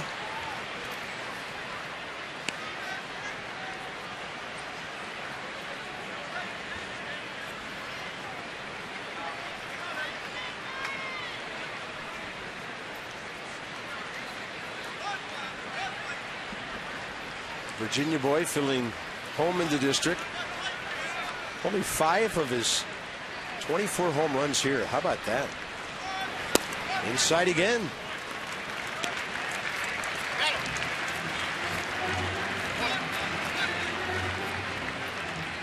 Ryan having a good series though. 5 for 11 with a walk. Homered here Friday night. Couple of knocks last night. And a 3-2. Well hit to left. Boy, is he locked in or what?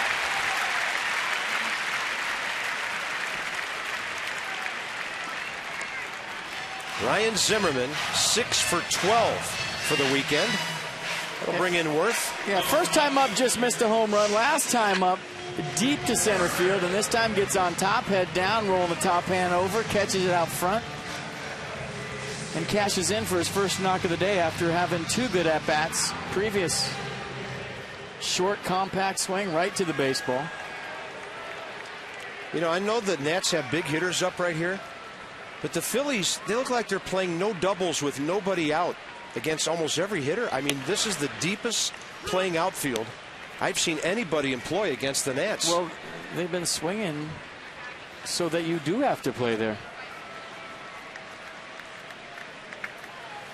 Somebody's going to dump one in and get a double somewhere. And the Mets outfielders would have been better suited sitting in the seats. Yeah, they were pretty sorry they moved those fences in. Way inside to Worth, 1-1.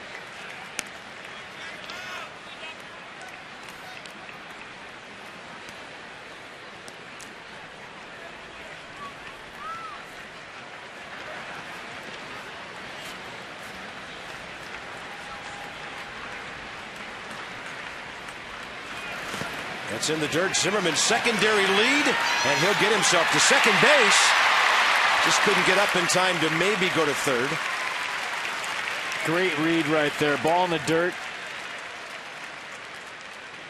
And these are little things that add up over the course of a season. to where if you're looking for off speed, you read the down angle, you take off as soon as the ball hits the dirt. Look at Zimmerman looking to advance right there. It's a great shot of the whole play right in front of you. Little things like that, if you do them consistently as a ball club, run here, run there, that could be a difference in 10 wins throughout the course of a season. That's J.C. Ramirez throwing for the Phillies. Wild pitch, Zimmerman to second, nobody out.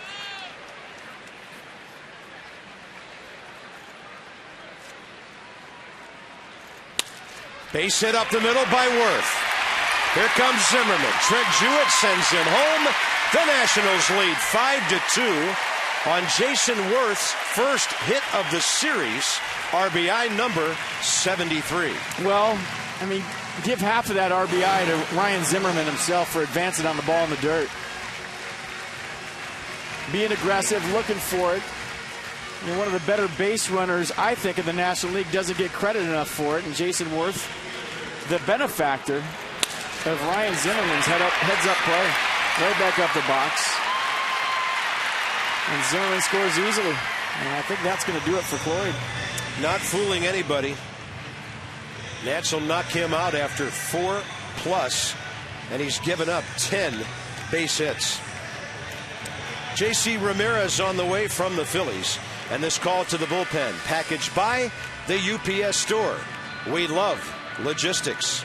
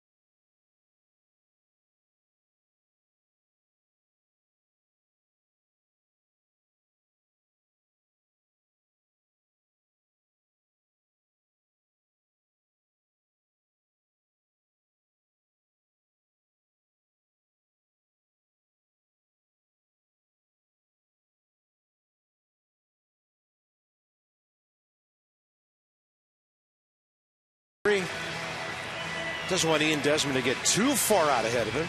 Ian has 76. The Braves are coming. They'll be here tomorrow night. Dan Herron, Mike Minor, the lefty, who's 113. Tanner Roark, Freddie Garcia. And then on Wednesday, the Nats still to be determined who will throw against Alex Wood. And then on Thursday, the Marlins are in, and you're looking at the first two of that final 4-game series that'll end the home portion of the 2013 season. Hard to believe that 1 week from today, we shall be packed and ready to make that last road trip to St. Louis and Phoenix. And that's Freddie Garcia, don't they, for that game that he pitched against him in Baltimore? Boy, do they. Yeah, Freddie Garcia back, now a Brave. J.C. Ramirez came from Seattle in the Cliff Lead deal back in 2009. This guy in the minor leagues for 6 years before finally getting a taste of big league action. And the Nats see him for the first time. Bryce Harper right here.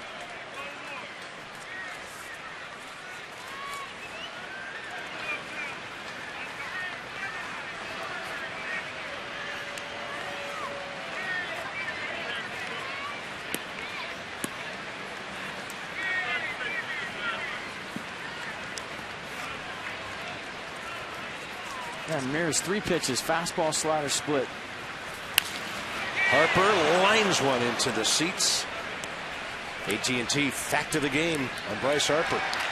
When he drives in a run, the Nats are nearly unbeatable.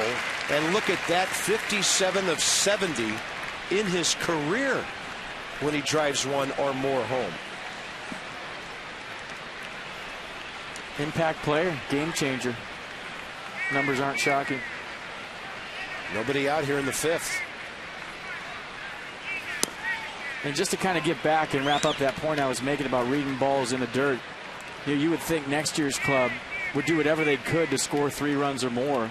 And those little things like reading balls in the dirt, moving runners, bunting guys over, having your pitching staff, almost be perfect at sacrifice bunts. Nats are 71-18 this year when they score 3 runs or more. 71-18 when they score 3 runs or more.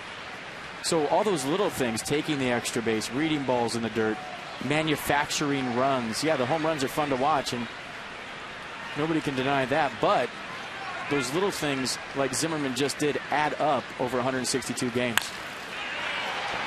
And when you think about it, in recent years, when a managerial job comes open, it's usually a ball club with a lot of bad issues that's been losing.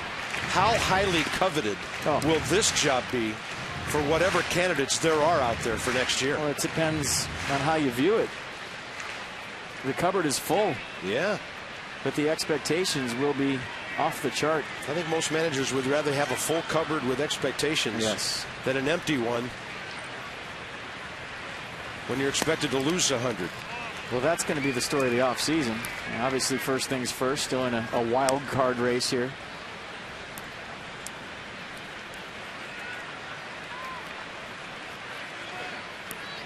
But you would think whoever it is going to look at that stat and say, wait, 71-18? We're going to scratch and claw our way to 3 runs. The home runs will come. Yeah. But the thing that'll be there on a consistent basis is small ball executing. Bryce Harper killing the ball.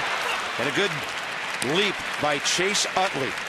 Bryce had a design on a 3rd straight double into the gap. Swinging it today, feeling it. One of his best games in quite some time. Funny, this morning he woke up and he tweeted, "Wake and rake." And he's done just that. 3rd hard hit ball of the day. This one for an out, but Harper 2 for 3 with a couple of doubles and has hit 3 balls right on the nose. Well, Ian Desmond did the same last time. Hit a double off the 377 mark at the left field bullpen. And that breaking ball has him all locked up.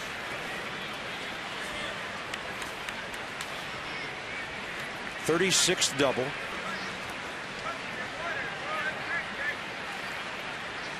And that's good for 6th in the league. 59 extra base hits. Good for 8th in the league.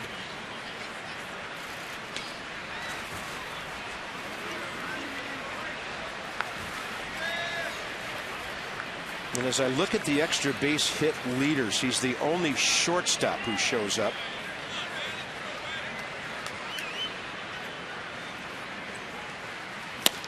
And the only shortstop who shows up on the doubles list as well.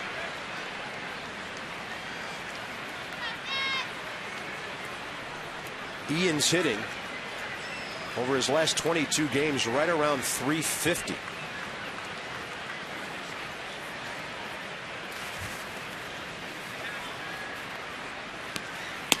And the 0-2 well outside from J.C. Ramirez, 25 years of age, from Nicaragua. Second stint with the Phils this year, but the Nats hadn't seen him either time.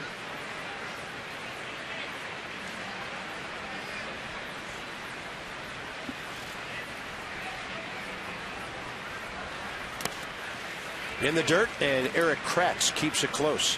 You see how Kratz went after that ball? And that's because of what Ryan Zimmerman did. And a full panic right there, trying to get the baseball, thinking that Worth was going to do the same thing that Zimmerman did. Worth with a bigger lead, good count to run.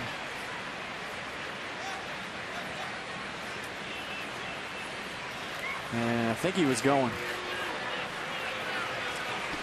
Now he and Zimmerman are the base-stealing secret weapons. There's 14 out of 15. And you add Adam LaRoche in there, who has ambushed 4 out of 5. This ball in the air, right field for Darren Ruff. Sun blazing off his sunglasses, and he has it for the 2nd out. LaRoche coming in. The video game that puts you in the owner's suite, now available free on iPhone, iPad. It's called MLB Ballpark Empire.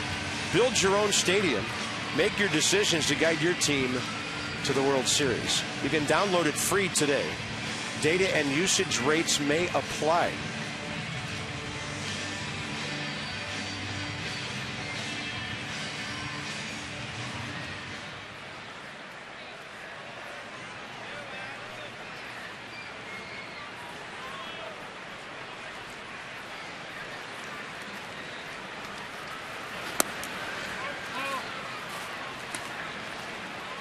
One ball, no strikes.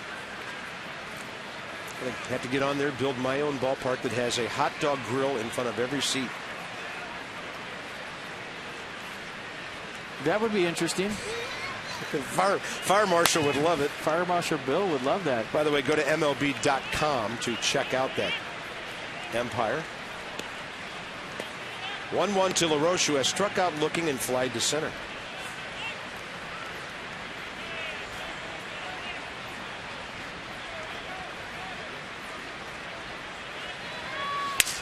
Busted bat, and another line drive stabbed.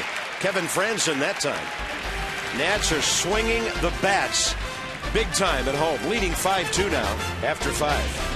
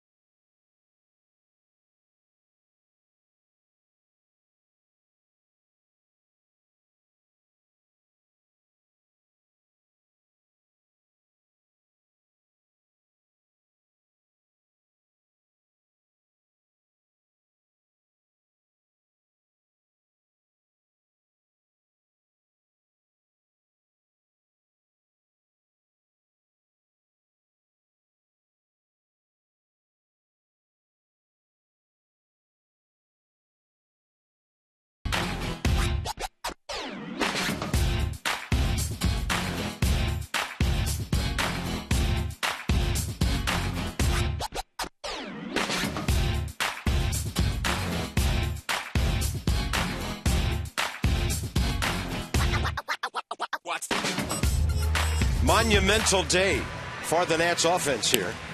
And Jordan Zimmermann, not bad himself. 73 pitches, 46 strikes, through 5.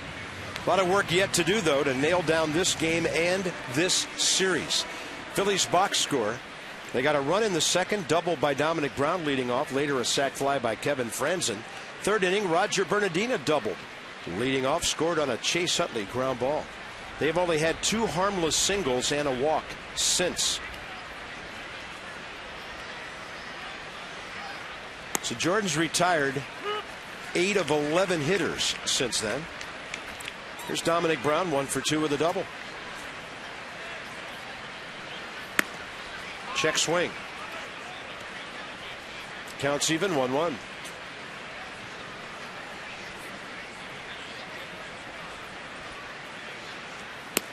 Good looking fastball right to the outside edge. Dominic Brown career against Jordan, 5 for 7. Equal distribution for the most part on the outs. And that's one of the things that's allowed Jordan Zimmermann to become a horse, making his 30th start today. 32 last year. And he's in the top 10 in innings right now with 195.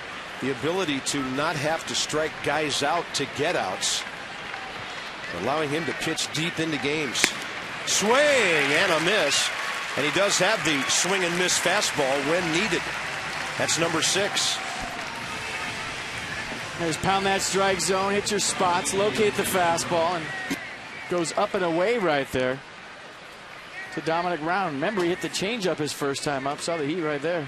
6 times $37 to the Children's Inn at National Institutes of Health for the strikeouts today. Thanks to our D.C. area Toyota dealers helping children and their families with Toyota K's for Kids. Bryce Harper can't get to that one. Darren Ruff, this could be close. He's going to be out. Bryce Harper has done it again from deep left field. I mean, almost the same spot as the other night. 3rd assist of this series.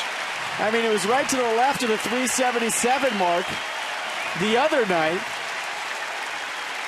And Ruff, who made the right decision last time up to stop, decides, I'm going to go for a double this time, and it was the wrong decision, even on the double pump from Harper. Oh, my goodness. Who does that? Watch this throw. Air it out right on the money, and not even close at second base, even with the double clutch. Look at that perfect strike to Lombardozzi. Tags take care of itself. Memo to the rest of baseball, do not run on Bryce Harper. Even if you think you're going to make it. And it's not even close. I would love to see somebody put a radar gun up right behind first base and find out how hard that throw was. I bet you it was in the 90s. 2 balls, no strikes to Cody Ashe. Bryce Harper, 3rd assist of this series. 13 on the year now. All alone as the 2nd most in the National League. But from Ruff's standpoint, in his defense, if you stop at first base, everyone's saying, well, what are you doing? The ball's in left center field. It's up against the wall. Why would you stop at first? Well, you're looking at why.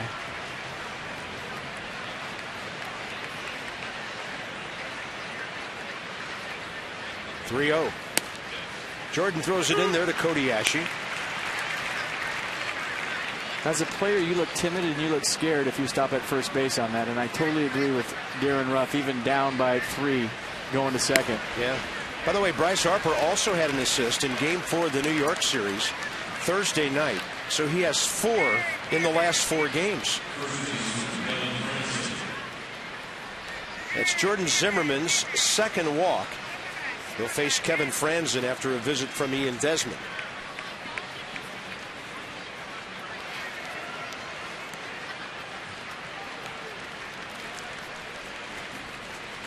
Ballpark still buzzing about what they just saw their 20-year-old do.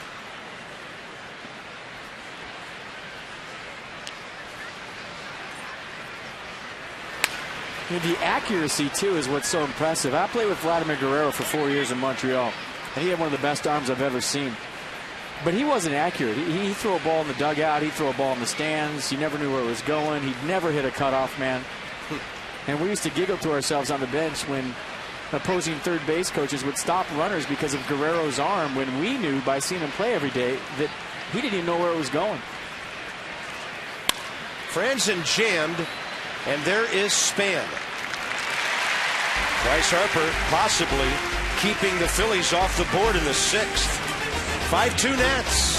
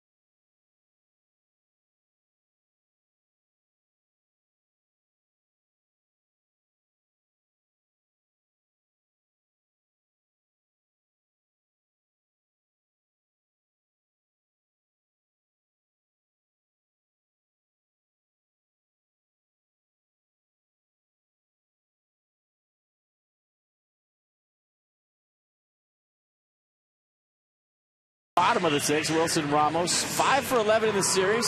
Played every game, obviously. 23 straight. Denard Span has hit in 26 straight. And Bryce Harper having a tremendous day with the bat and with the glove. But it's been all about the Buffalo with a couple of RBIs. First time up. A 2-out knock. Scores Bryce Harper from third base. That was the first run of the day for the Nats. And then another base hit right here with 1 out. That scores Ian Desmond. And safe at second base on the back end. And it's another big day for the Nationals catcher. Average at 280. 5 for 11 in this series with 5 batted in. J.C. Ramirez still out there for the Phillies. Look at all 3 batters he faced, Harper, Desmond, LaRoche, but 2 were wicked line drives. So Ramos with 250 at-bats as we speak. And 14 home runs. So if you caught about 130 games, you'd be around 500 at-bats, right? So, yeah, that's the point I'm trying to make. He's right down the middle if you want to project out to what a full, healthy season would be. 52 RBIs. By my math, that would be 100. Yeah. 14 home runs, close to 30. And this is just in 250 at-bats, folks. I mean, the numbers that he's put up this year are just eye-popping when you project it out to a healthy season. And 500 ABs. Shows you how hard it is for a catcher ever in this era to hit 25 to 30 homers and drive in anywhere near 100 runs. And don't forget either, a lot of this damage was done out of the 8th spot in the order. He hits that ball a ton out to left center. Bernardina watching it, and it's gone! Wilson Ramos 3 for 3, and that's number 15. Unbelievable. This guy's on cue every single time. So, yeah, projected out now, 251 at-bats, 15 home runs. And maybe a better catcher in baseball right now. Johnny Bench. Oh, yeah, he's retired. Amazing.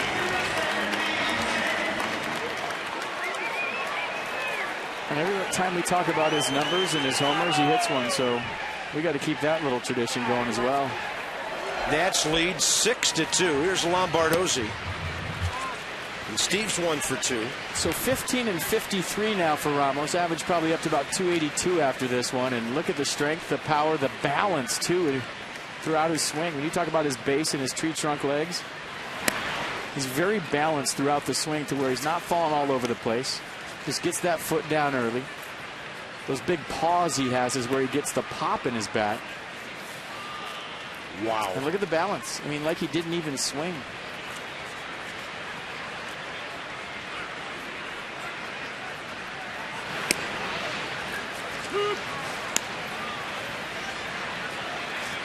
Just had his 26th birthday in August, Wilson Ramos. Amazing what his ceiling could be in this game. 2-1 to Lombardozzi. Nats box.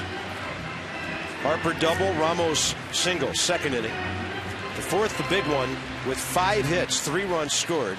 RBIs by Desmond and Ramos, as well as Jordan Zimmerman. Worth drives one in the 5th, and Ramos goes yard here in the 6th. Lombardozzi out to center. That'll back up Roger Bernardina. 1 out. Next up, the starting pitcher, Jordan Zimmerman.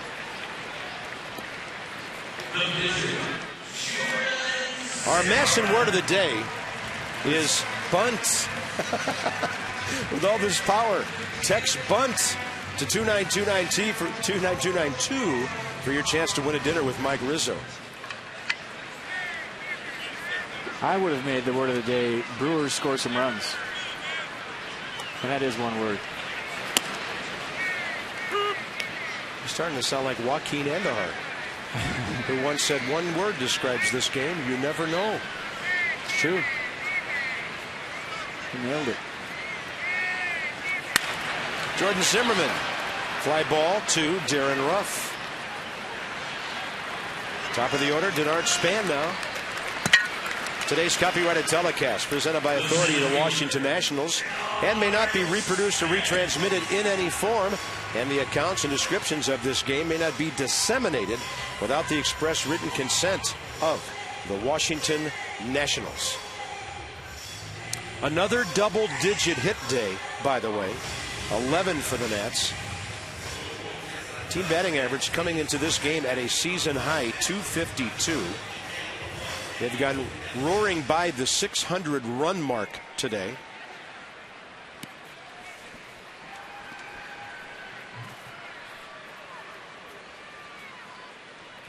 Span 1 for 3 with a base hit in between a line drive and a pop-up.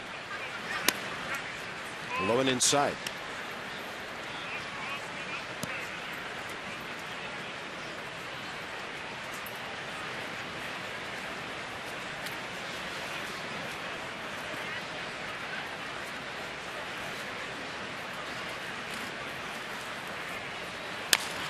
Chopper to third.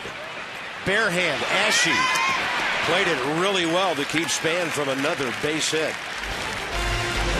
A little pop from the leadoff guy. Pitch up, fly ball up. Red seats where the big guys hit him. Nats lead 6-2.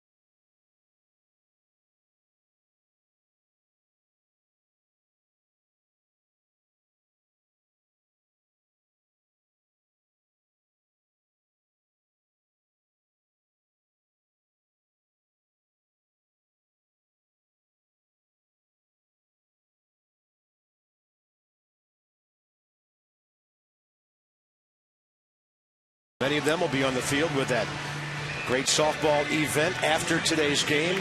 And we honor them with our DynCorp International Troop recognition. We serve today for a better tomorrow. Absolutely.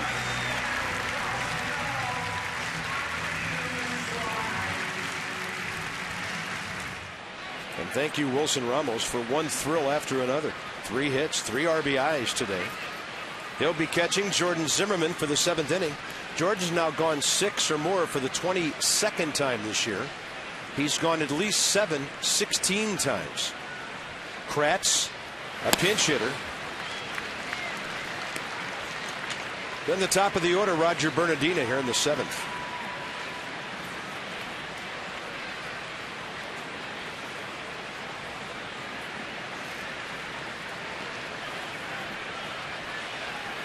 Kratz, the catcher, watches that one run inside.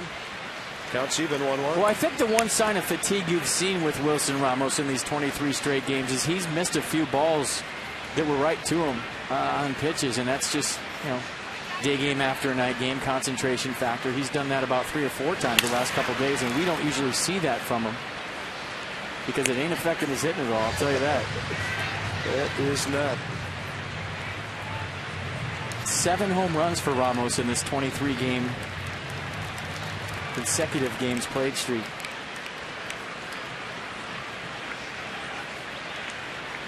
One and two to Eric Kratz. Late for the fastball.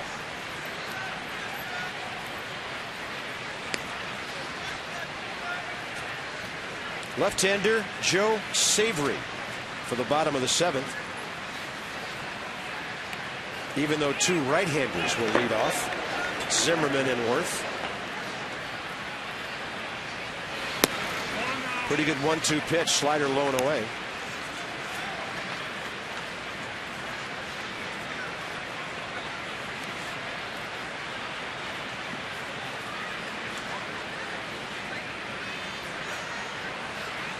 Target in. Right on the hands.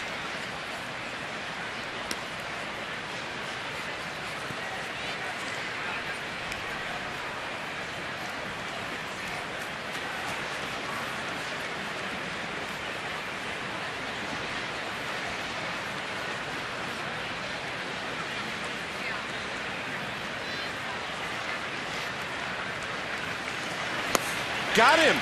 Diving under his hands with 79.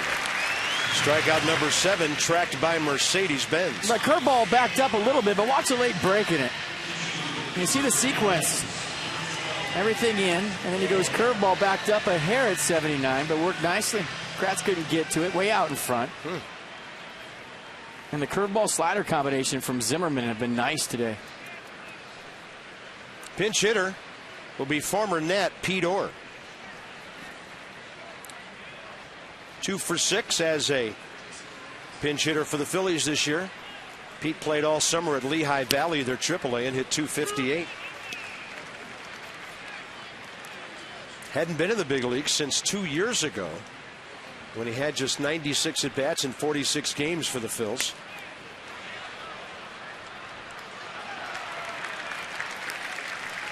Capable fill-in guy, good defensive player, great speed, good arm.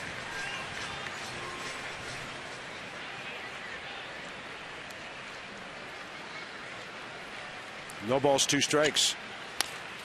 And a bouncer right side. Charged by Lombardozzi. There's that speed by Orr. 2 outs. Top of the order, Roger Bernardino. Wednesday, take home some headphones and hopefully watch the Nats beat the Braves. 7:05 ball game. First 20,000 fans through the center field gate only receive Nationals headphones presented by T-Mobile. So while supplies last, some restrictions apply.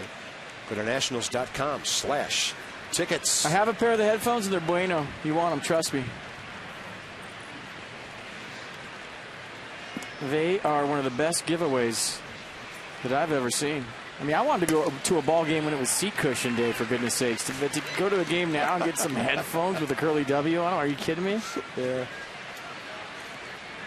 Well, there were some unruly fans who took care of seat cushion day forever. Hey, those things fly well. Those things. I mean, you get a bad call for the home team. You had 2,000 seat cushions coming out of the upper deck, and that was the end of seat cushion promotions in big league baseball. Who needs a Frisbee when you have seat cushions? Oh, that was not a good idea. That was better than ball day. How'd that promotion go? They had to bag that one too. Yeah, projectiles do not work well on giveaways. So do not throw your headphones. Just put them on your head. Yep. Xavier Cedeno. Roger Bernardino 1 for 2, double and a walk today. He's got the right idea. That bat shatters as Bernardino goes right field. Will he try 2? Jason Worth with his body moving away from second base, not able to get much on the throw. And a good day for the Shark. Yeah, having a nice day against his old ball club here at Nats Park. I've been watching the fans to see if they're doing the Shark when Bernardino comes up. And I think if he would have went to any other ball club besides the Phillies, they might have done it. But Bat Guy's a serious hero right here for Bernardino. Second double of the day. He's been on base 3 times. And both times barely beat the throw into second base. First time was that kid that's throwing everybody out in left field. That time, Jason Worth.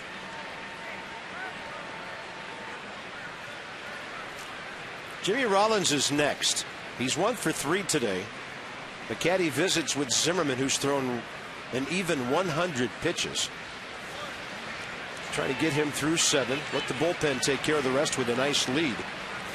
They'll face Jimmy Rollins, who's 5 for 24 career against him. And now Jeff Nelson wants to speed things up.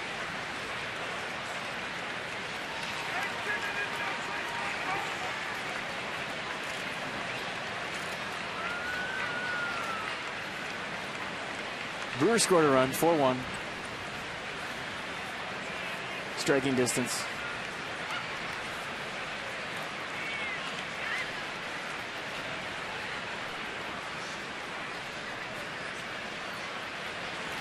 Jimmy Rollins inside. With Utley on deck. This figures to be Jordan Zimmerman's last batter either way.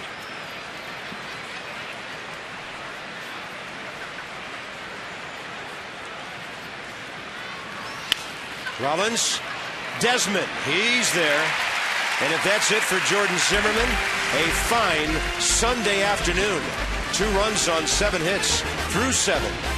And at the stretch, it's brought to you by Hyundai. New thinking, new possibilities. Kind of the theme of our ball club these days. You never know what's ahead.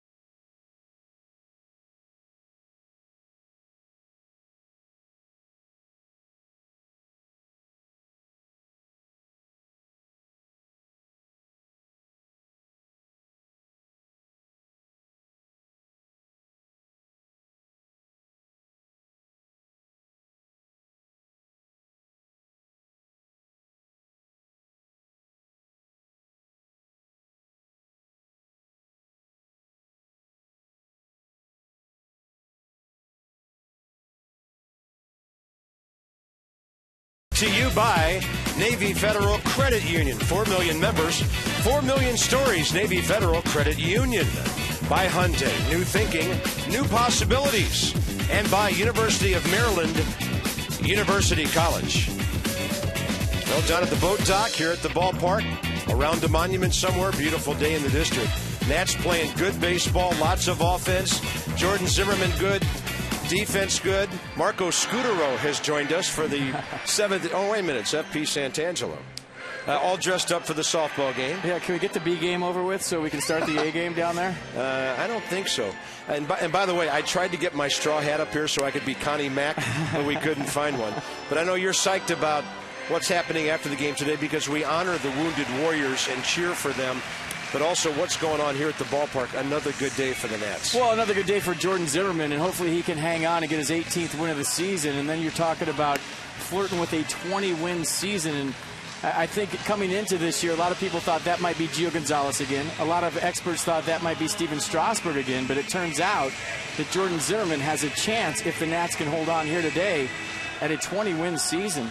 The only roadblock, obviously, would be you got to win the next game. But the Cardinals historically have had their way with Jordan. That would be his last start if he wins his next start and gets to 19. By the way, you have no way of knowing this, but I've had your bats checked for that game today. You're in the clear now, but I try to smuggle anything in. So you check the rolled up Washington Post? Because that's what I'm going to use for my bat. That's what I use my whole career. Joe Savory takes over for the Phillies here, 27-year-old lefty, former #1 draft pick out of Anthony Rendon's alma mater, Rice. It'll take on Zimmerman, Worth, and Harper here, bottom 7.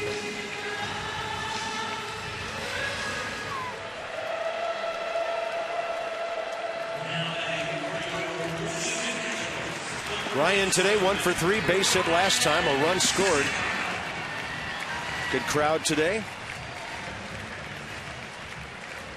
That's averaging 32,931, 6th best in the National League coming in. And I was looking at the sheet today. The Nats have a big-time shot, and they should be able to get there to draw $2.5 million this year.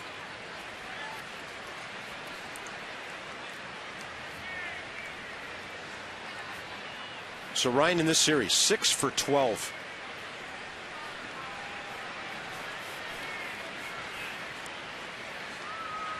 First time he faces Joe Savory.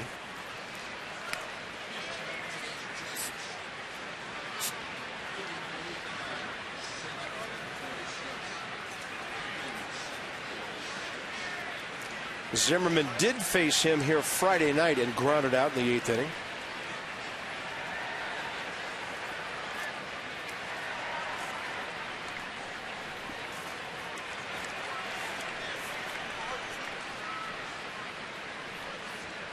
One ball, one strike. That stays outside, just as we were talking about attendance. They did announce today's crowd, 33,746. Okay, 747. Denard Span said, New York Pigeons, go find Jimmy Rollins.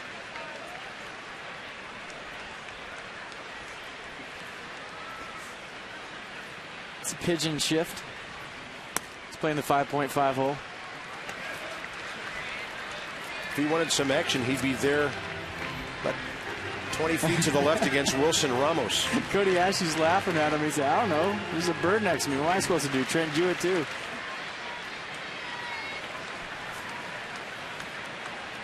The way Ryan's hit him, that bird better turn toward home plate. That's a strike. And Ryan will come back and face a 3-2 count. Nissan will track it.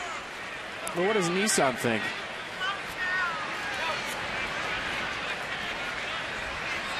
Liked it.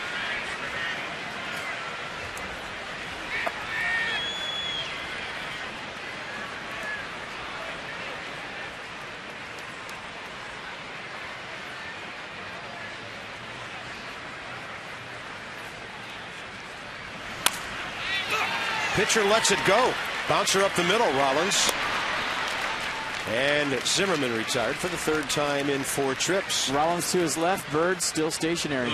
For the Achiever and You PNC Minor League Report from PNC Bank, Zach Walters, of course, in the big league with the Nats right now. Postseason All-Star, he was selected in the IL this year with nearly 30 homers, nearly 80 RBIs, and a batting average of .253. Now, we saw Zach in spring training play mostly shortstop on days when Ian Desmond wasn't starting, but that young man right there next to Sandy Leon, a monster season and somebody to think about for next year. And Davey loves his defense. Oh, you should watch him take BP. Serious pop in his back. Worth swinging on the first one. And Ryan Sandberg has moved the pigeon over in the hole right now on Worth. He's got it playing him more to pull.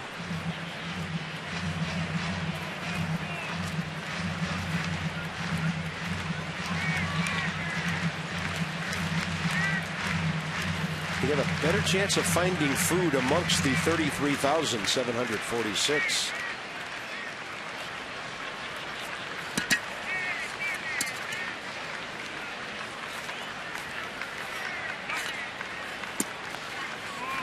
One ball, one strike.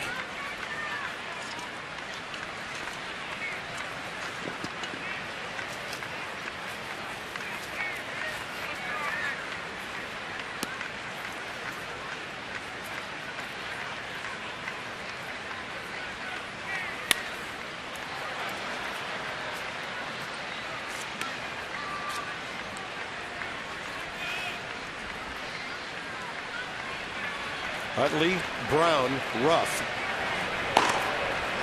So it appears Xavier Cedeno will be in there for the 8th. Jordan Zimmerman, 102 pitches, 65 strikes.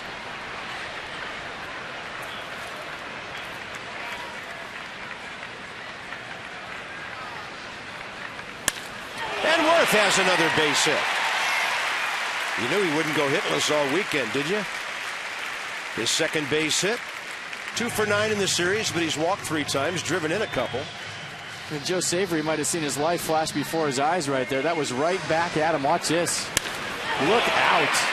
Belt high right back at him. Taking inventory after that one. Nice piece of hitting by Jason Worth.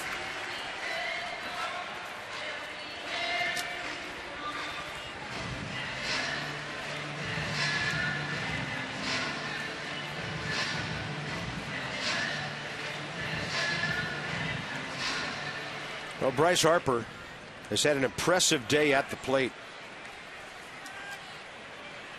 2 doubles, a line drive hit just as hard as the extra base hits.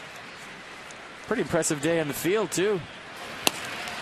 Absolutely. And he made some nice plays besides the obvious one where he threw Darren Ruff out at second base trying to stretch a single into a double from the wall in left center field. Just 1 click left to the 377 sign.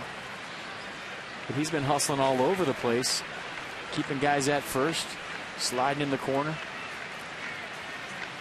Bryce 0 for 1 against Savory career, and that's a good breaking ball. That gets him in the hole 0-2.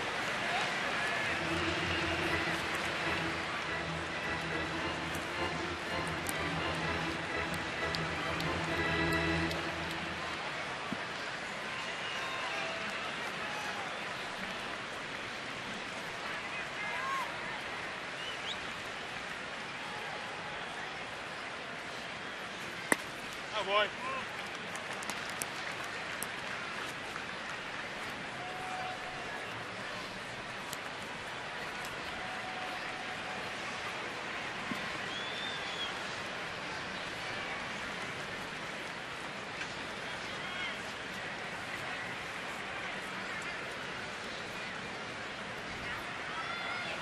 Target away.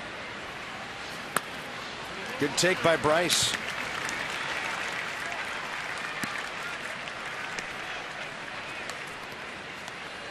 He knows the strike zone. 87 strikeouts this year, but 59 walks. How many young players strike out 3 or 4 times as much as they walk? Not him.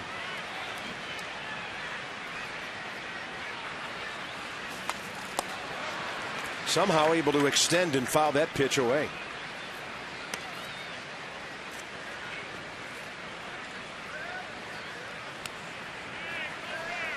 We show the numbers against right-handers this year, hitting .305, and once that average comes up against lefties, Captain Obvious here, I think Bryce can hit 300 in this league, but he's had his trouble not against lefty starters, mostly the specialists that come out of the bullpen to face him. And he hangs in there nice against a lefty when he gets a couple at-bats against him to see what he has. But the guys that have really given him fits have been, the sidearm guys, yeah. Facing one lefty and you're out of there, guys.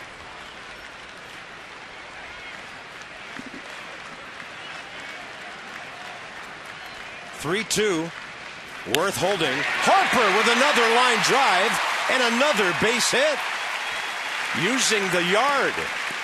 Great approach against the lefty right there. Yeah, sweet swing by Bryce Harper, making the adjustment throughout the course of that at-bat. He ID'd the off-speed early, took a couple pitches to get to this one.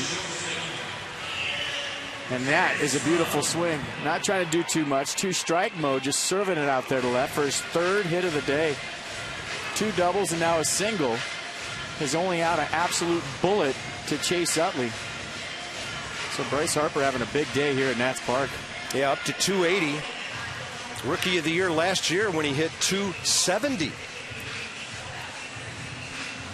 Here's Desmond. 1 for 3 with an RBI double.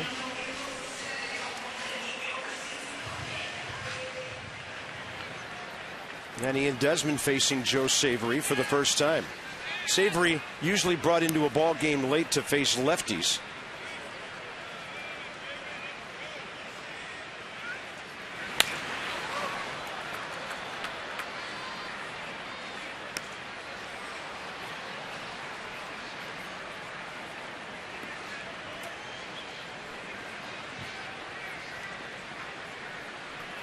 Mauricio Robles, another one of the Phillies lefties.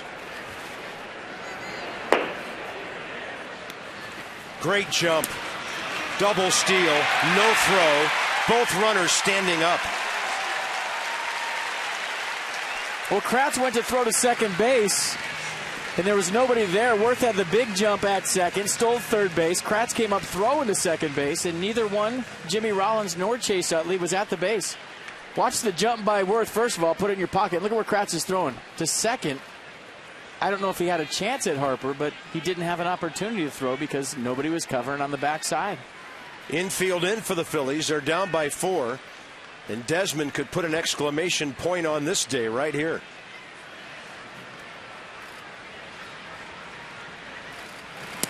Inside, 2-1.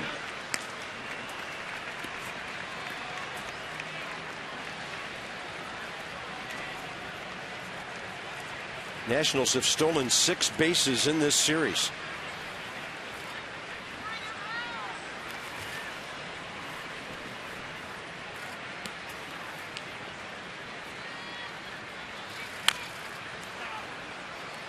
Would have been interesting to see if they threw it to third because that pigeon is in perfect position to make the call.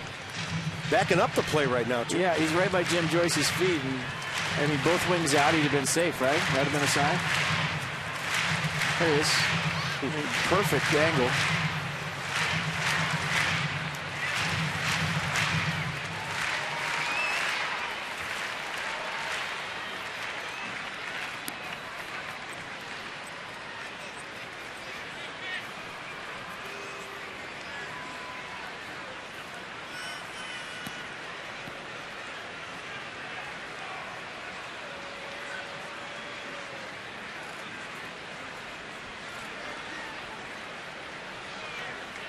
Kratz extended visit with Savory.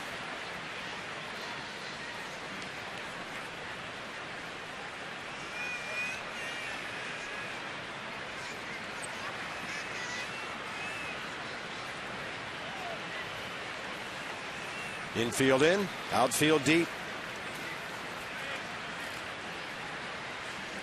2-2, and Desmond on a breaking ball able to stay with it.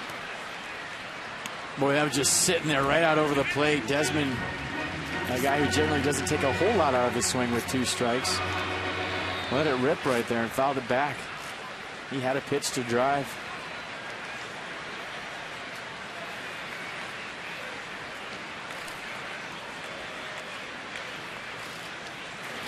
That ball driven to left center. 2 runs will score. And for Ian Desmond, a 3 RBI day. The Nets lead 8-2.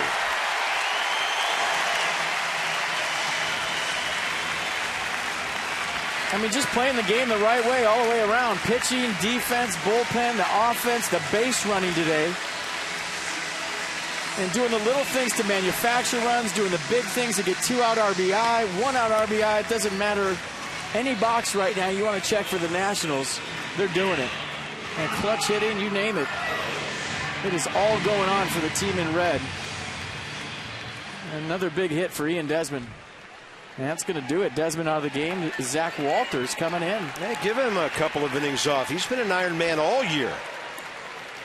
So maybe we will see Zach Walters at shortstop. But to me, it goes back to Ian Desmond's first at-bat today. And we made a point of talking about how you made an out and came back to the dugout and got high fives from your teammates by moving a runner along. So you play the game the right way. You make it out. You come back. You feel good about yourself. And what happens? Couple hits, 3 RBI. The game comes around to you when you play it the right way. Adam LaRoche against Savory. And they've met in some lefty situations. By the way, hitting about to get a whole lot tougher here over the next half hour with the shadows now in the batter's box and creeping their way toward the mound. Perfect. They got a built-in excuse for a softball game. Walters will stop at second. Adam LaRoche checks in. Quite a barrage for the Nats. 15 base hits. The concert series, Nats Live, closes out next Saturday night after the Nats play the Marlins. 7:05 game with Montgomery Gentry. Game tickets start at just $10. And you must have a valid game ticket that says September 21st to enjoy Montgomery Gentry. Check it all out at nationals.com/Nats Live. So the Nats, 4 out of 5 batters hitting safely against Joe Savory. 7th inning, 6 runs up.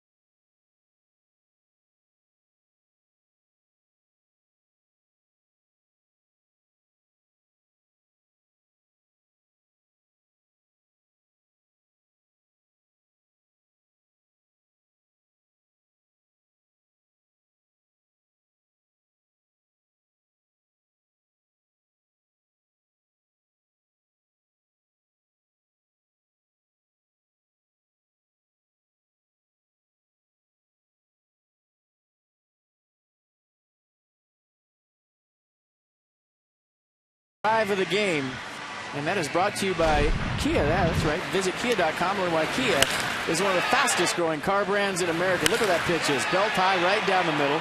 Hot hitters don't miss those, and Wilson Ramos is hot as anybody. His 7th home run in his 23 consecutive game streak. Ian Desmond, helmet taker offer guy, everybody having fun in the first base dugout. And a lot of times, be careful the questions you ask during a commercial break, because sometimes they have a tendency to ruin your day. And I asked my partner who the Reds are playing next. Going back to Houston. And you told me the Houston Astros. So, Bo Porter, if you're listening, let's go. Folks, get on your orange and navy blue for the next couple of days and root for the Houston Astros. But they've won 4 out of 5, so we'll see. Now Trent Jewett has a buddy in the coaching box. See if the pigeon steals signs. Trent doesn't need any more company at third base. He's had a lot.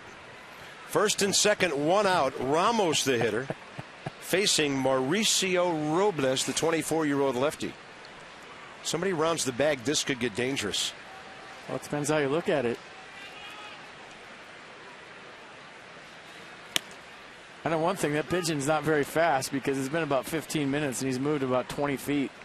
Well, 45 feet probably. Started out between second and third.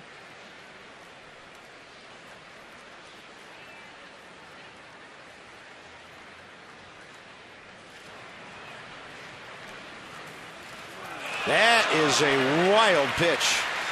Walters to third. LaRoche to second. Airmailed. Well, when you're going good like Ramos, you spit on the borderline pitches. So a really good take right here by Wilson to get it to a 1-1 count. Let's see what Pitch Track has to say. Somebody hit the reset button. You got to see Jeff Nelson again. I mean, he was running for cover right there. I mean, it was just a fastball over his head, but the reaction of the home plate umpire, Jeff Nelson, was priceless right there.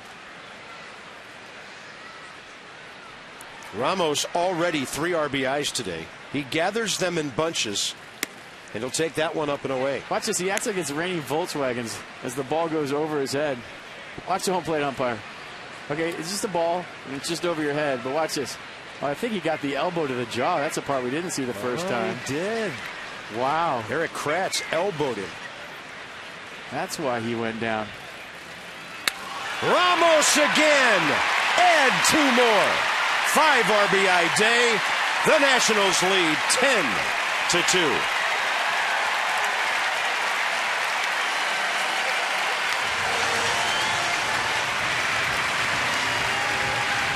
4 for 4 for Wilson Ramos. Have a day. And everybody at Nats Park digging the offense. Another pitch elevated, right? A good high ball hitter. We said if he gets into a count, he'll look to pull the baseball. Gets a pitch up right here, drives it to left center field. 2 more RBI. And the pigeon running for its life. Second career 4-hit game for Wilson Ramos.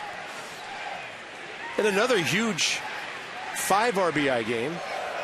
I think that might be the 3rd time this year he's had at least 5 in a game. But he drove in 7, I think, on the 4th of July, didn't he? Yeah. And with the pitcher spot due up next, the pitching's trying to get an AB. Okay, 4th of July, 5 runs. Only felt like 7.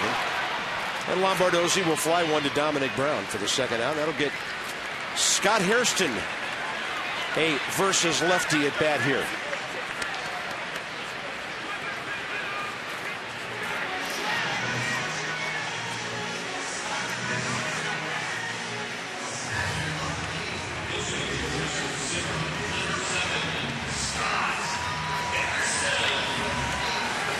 Scott Hairston announced as the pinch hitter. And then Wilson Ramos will get the rest of the day off as Jeff Coburnis will run for him. Well, that's a well-earned couple of innings off your feet if you're Wilson Ramos. Not even just by the day he had here, just 23 straight games. And Davey Johnson trying to get him a rest.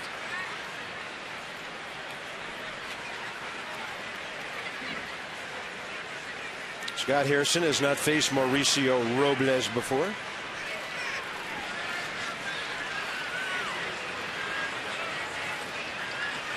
Well, that pigeon is in serious danger zone right now, folks.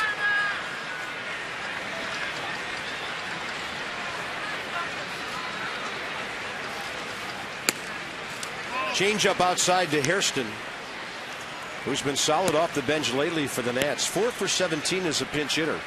Couple of home runs and 5 RBIs. But a pinch base hit in this series.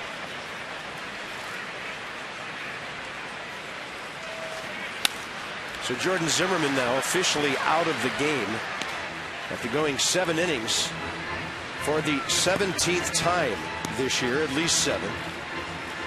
Scattered 7 hits, couple of runs, 2 walks, 7 strikeouts.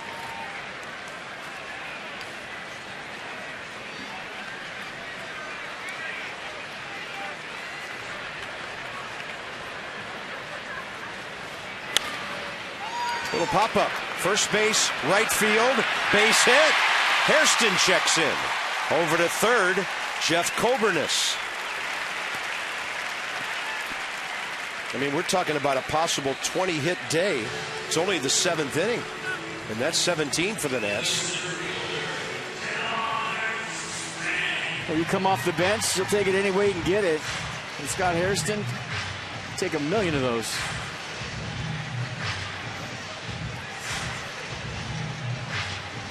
Top of the order, 5th at bat today for Denard Span.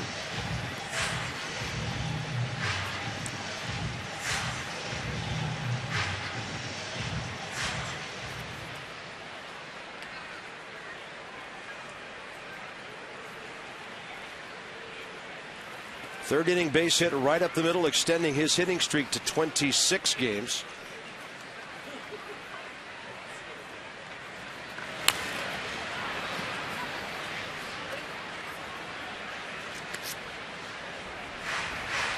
All 4 runs in this inning charged to Joe Savory, who retired 1 batter.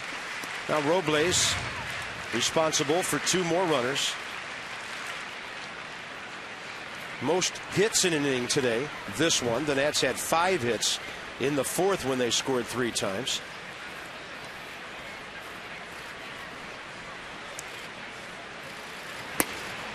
And that's inside, 1 ball, 1 strike.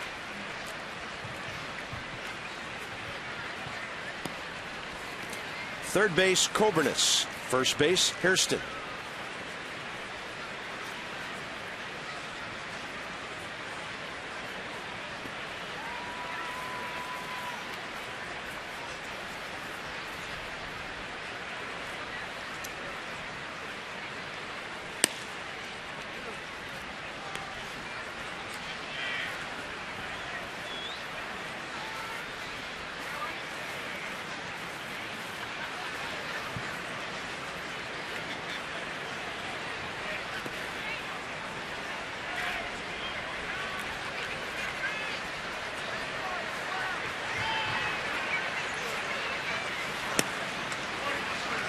It's ball 3. Rough seventh inning for the left side of the Phillies bullpen.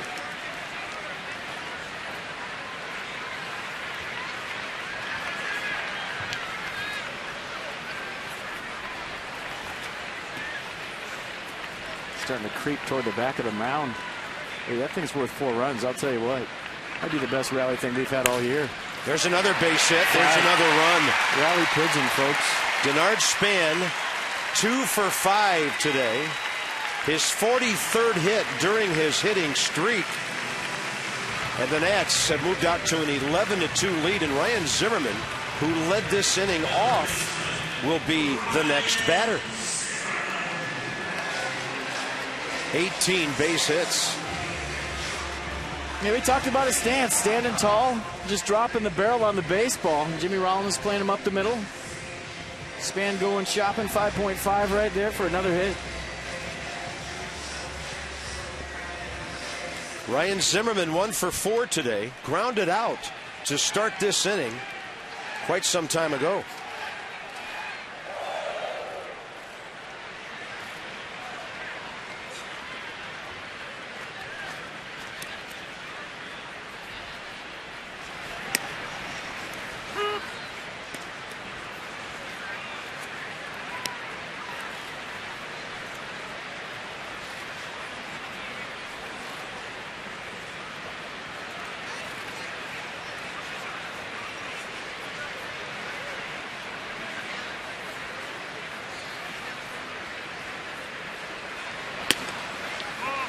Outside, 1 ball, 1 strike.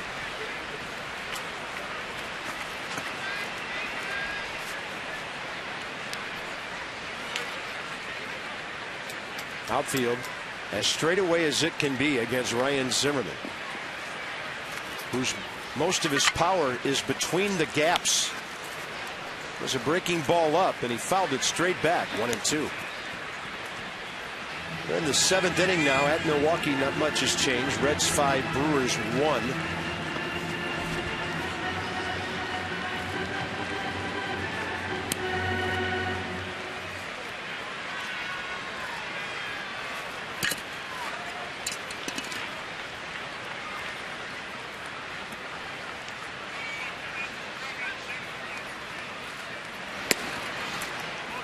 Two and 2. There's so many times as a hitter when you're facing, a number 1 starter, guy with plus stuff, to where you just have to wear it. You know you're going to not get your hits. You try to scrap one out. And then on days like today, this is when you have to be greedy. That's when you make up for those nights when you face the A-plus starter that has his way with you. To where even though the game's out of reach, you try to be greedy. Ryan Zimmerman takes strike 3. The Nats score 5 in the 7th. On 7 hits.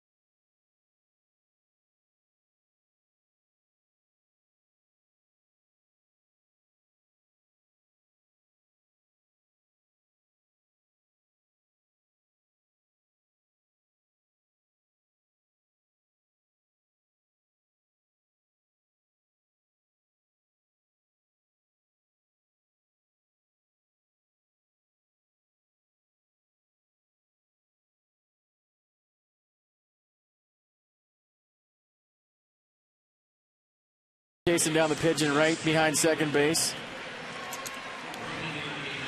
And the reason we're showing you this is the reaction from the crowd might have been the loudest that Nats Park has been all day, and it's been loud. Zach Walters will play shortstop. We suspected a spring training game may come about here. Anthony Rendon goes to third. Jason Worth gets the rest of the day off. Corey Brown in right field.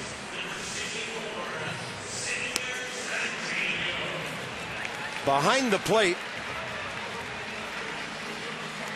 Jonathan Solano. Phillies remember him from that amazing play up at CB Park.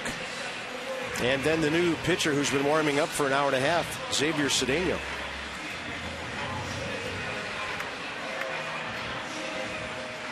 So we'll figure out where everybody's hitting shortly.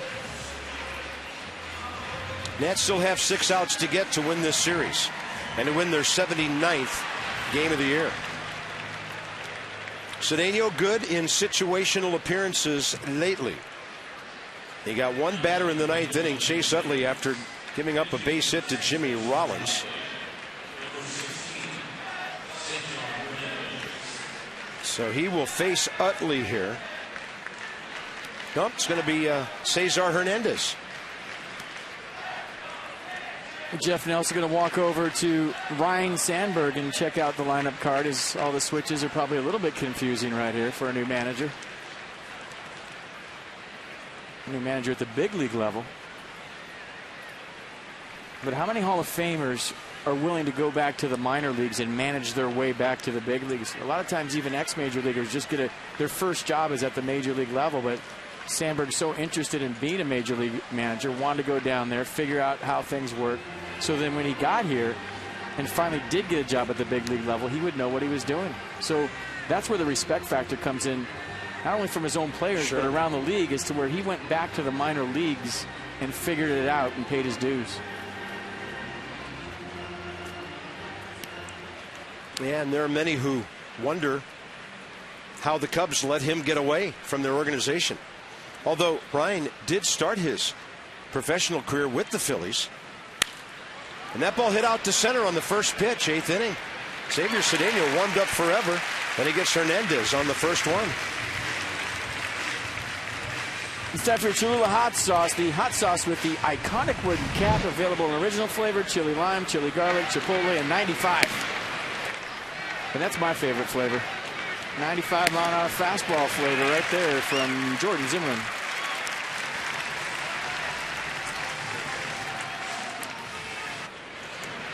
Dominic Brown 1 for 3 with a double today. And again, Xavier Cedeno career 0 for 1.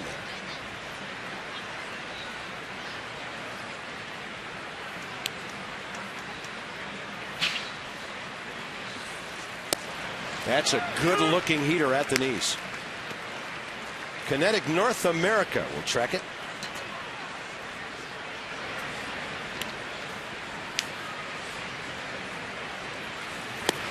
And then he follows it up with a very good breaking ball.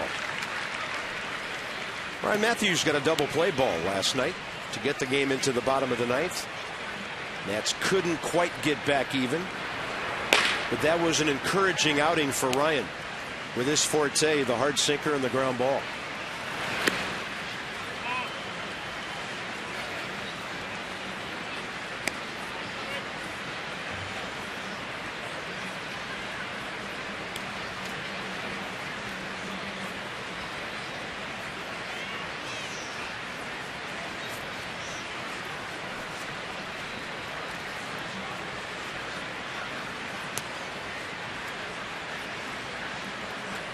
And Davey's been very encouraged by Cedeno and how he's looked on the mound.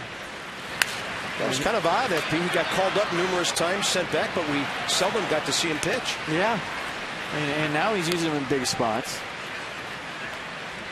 And by big spots, I mean, game tied, down by 1. And the more times he goes out there and has success, the more times Davey's been using him. He's been getting the job done. Drags out Dominic Brown. 2 outs. Mercedes-Benz will track it. Just a guy that's been throwing strikes, working ahead. You have a nice little slider there at 82. You see the release point, just kind of a three-quarter slurvy slider, excuse me. And Brown way out in front.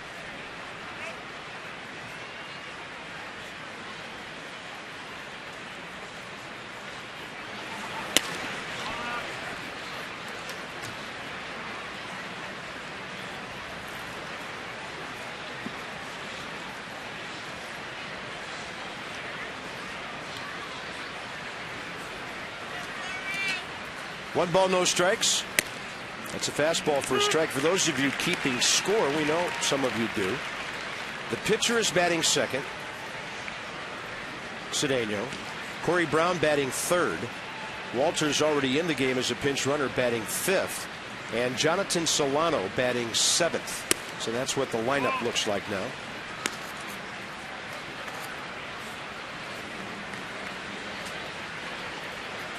Darren Ruff hit by a pitch, couple of singles today.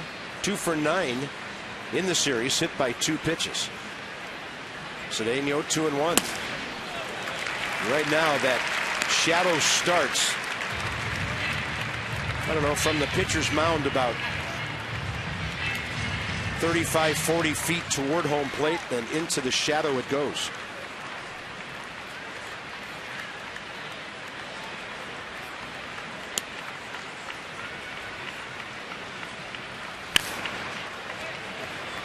Even when it has that shadow right there, though, I mean, you still see the seams out of his hand.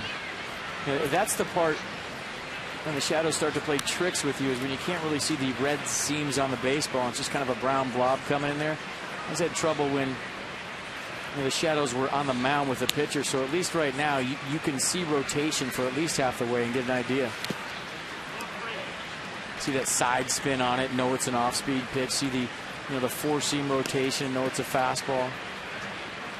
But when the pitcher's pitching in the dark, that's when it becomes tough. And when he's in the shadows and you're in the shadows and it's sun right behind him, to me that was always the hardest.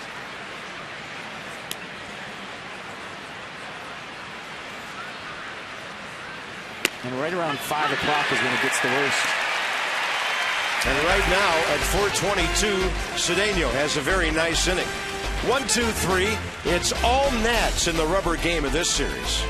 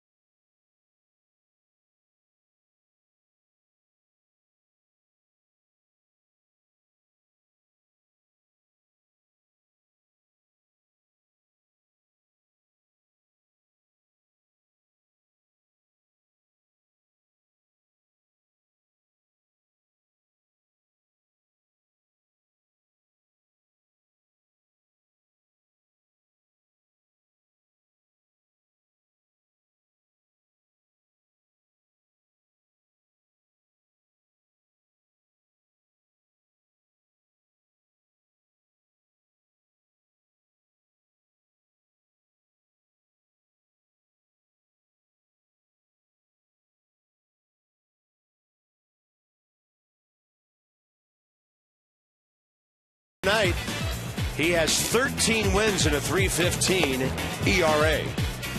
Dan Herron had one of his best outings early season in Atlanta. He'll try to shut down the Braves tomorrow night. Dan looking for his 10th win. Won his last time out with no runs on a hit, 6 innings at Citi Field. 6:30 tomorrow night, Nats Extra. First pitch, 7:05. First of a 3-game series with the winningest team in the National League, the Braves. Bryce Harper's day. Well, it's been all right, I guess. I mean, if you like doubles in the gap. That was his first time up, stand-up double. And maybe another double in the gap if you like those. I guess his day was all right. But what really got everybody excited was this throw right here. Left center field, double clutch, and an absolute bullet right on the money to Steve Lombardozzi. Fist pump from Zimmerman. And Bryce Harper's put a display on offensively and defensively in this series. Staying into... Oh, there's Michael Martinez who comes into play shortstop. So Jimmy Rollins the rest of the day off. And they have a new second baseman as well. Okay, Hernandez. We'll sort it out here. They have a new second baseman, new shortstop. And Corey Brown leads off the bottom of the 8th for the Nats. Fastball in there from Luis Garcia. And while if you're sitting at home, you might be thinking, yeah, there's a lot of substitutes in a spring training game. But, you know, anytime you step in a major league field or in a major league batter's box, and you worked years and years and years as a minor leaguer to get here, and you never know who's watching in the stands. Your manager's watching you. So even though it's 11-2, the game out of reach, it's opportunity to show that you belong at this level. So the guys on the field right now taking it very seriously, even though the game's out of reach. Yeah, Martinez at short batting 9th. Hernandez at second batting 3rd. And the 0-2. Corey Brown takes it up and away. Since his return to the big leagues, Corey 2 for 8. Pinch hit home run in Philadelphia. And a stolen base. A very intriguing possibility for next year with some pop from that left side. Good defense, good arm. Did he go? He did, says Jim Joyce. 1 out, bottom of the 8th. I would say the most intriguing possibility, just in my opinion, is Zach Walters. Yep. And obviously not for me to speculate, just talent-wise, tool-wise, watching his swing and batting practice, watch a few plays he's made at third base, and the pinch hit the other day in New York with the way the ball comes off his bat.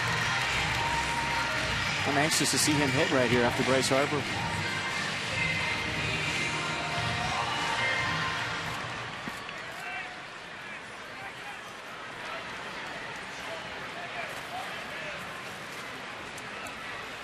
Milwaukee Brewers had the bases loaded with 1 out in the bottom of the 7th. They settled for 1 run. And the Reds lead 5-2. 8th inning at Miller Park coming up. They're battling. Yep. Hoping for a big fly right there. We need to send that pigeon to Milwaukee right now. Until the fly there. Can it make it in time? Boy, if he is, he'll be employed by the government really quickly. We need to get over there and give them some runs. 1-1 to Harper. 5 total bases, a steal, 3 runs scored, and a little tapper. They better hurry. Bryce on the move. High throw. Out. Well, I'll tell you what, Kevin Franzen just saw his life flash before his eyes, because you got big Bryce Harper rolling down the line, and that throw took him right into the runner. And I think there was some contact there, just based on the body language I'm seeing from Franzen and Harper. But watch this, right into Bryce Harper. What a play by Franzen to extend right there with a big freight train coming right at you, full speed. And he said Bryce Harper's been feeling frisky today. He's been all over the place, playing the game hard.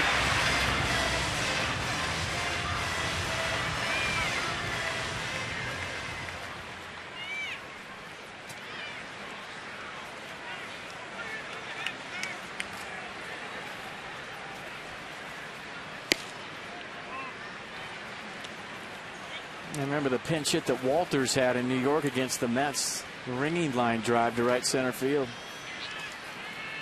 2 for 2.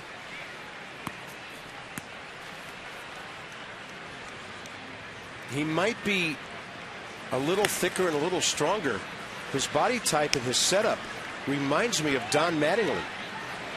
The sloping shoulders. I'll buy that. It's a good call. And Mattingly wasn't the biggest guy around, but he could generate some bat speed and some power.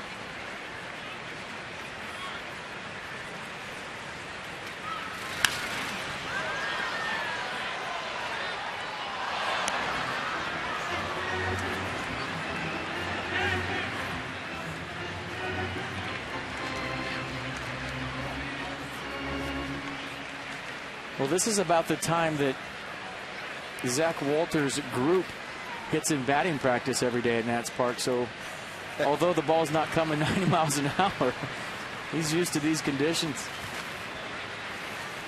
2 balls, 1 strike. And look at that rocket down the left field line. Just foul into the corner. And Walters very close to being 3 for 3 as a big league hitter. Well, he thought it was fair. Yeah, running out until they tell you to go back. Yeah. Well, you're looking at a guy that didn't know he broke up a no-hitter the other day in Miami with that squibber off the end of his bat until he got to first base and the crowd started cheering for Jose Fernandez. He said he was in the tunnel hitting, trying to get loose.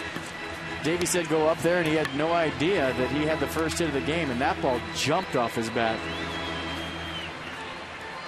Good-looking young player.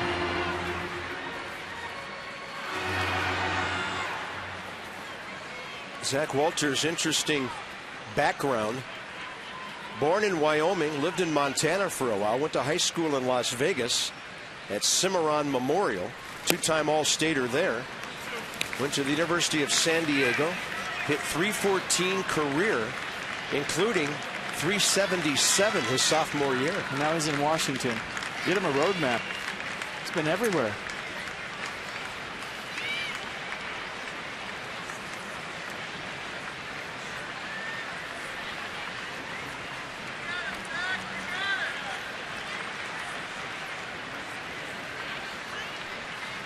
Three-two pitch.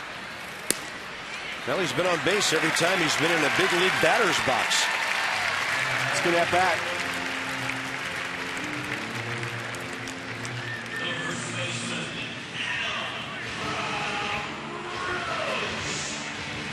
Next up, Adam LaRoche. Well, it's a weekday tomorrow. That means the Mid-Atlantic Sports Report is back 5 to 6:30. Tom, Dave, Mel, and Phil. All the latest Nats news and a complete recap of this series. A look ahead to the Nats and the Braves for 3. Weekly stock reports. Who's up, who's down. Your fan questions. I'll tell you what. There's one goal for the Nationals this weekend. Obviously, they have a little payback to the Braves, a team who's had their way with them here at Nats Park, but they do not want the Bravos clinching on their turf. And they have a chance to.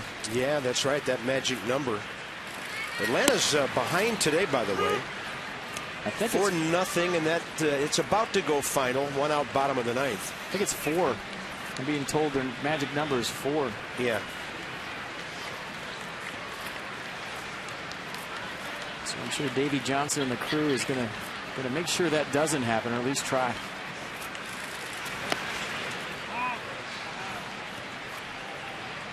And if you do what you're supposed to do and take care of business the way you're supposed to take care of it, stay in this thing, it shouldn't be a problem.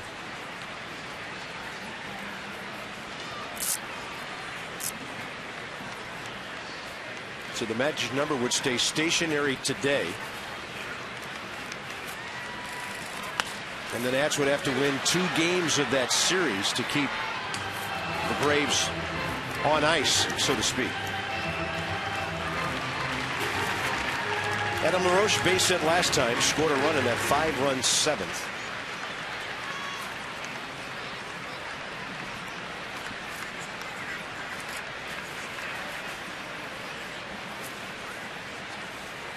And that's well inside. 2 balls, 2 strikes.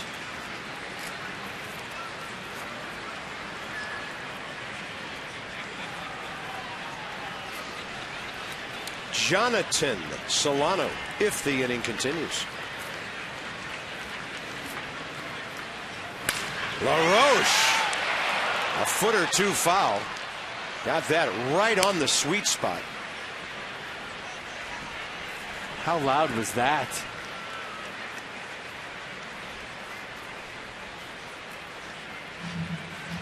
A very short, quick swing right there in a 2-1 count. Just missed a double. Listen to this.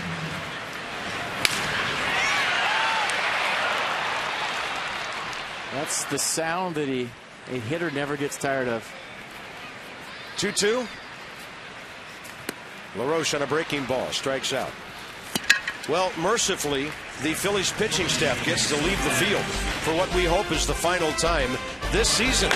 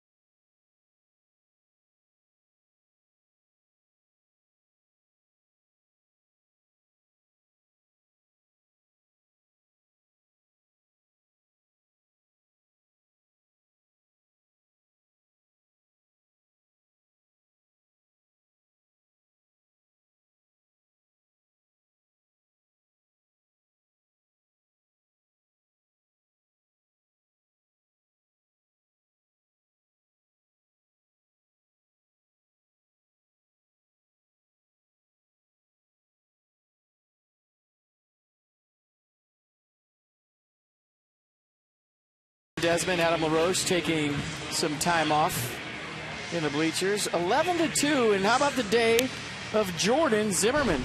Came in with a league-leading 17 wins, and he is looking to add on to that. Francisco Liriano, is second with 16. Adam Wainwright, 16. De La Rosa from Colorado, 16.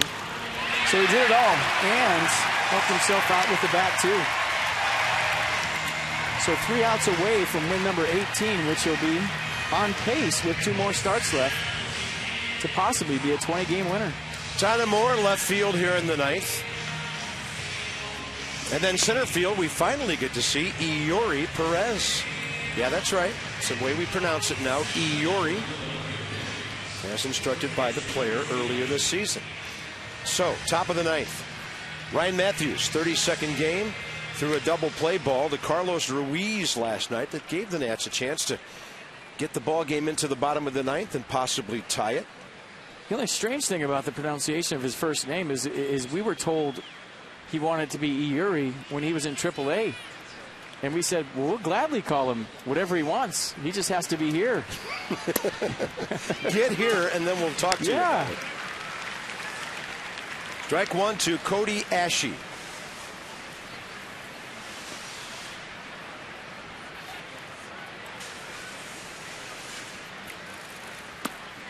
And then he offers it that sinker. No balls, 2 strikes. That's Nissan will track it. Perfect example of I cannot see the baseball swing.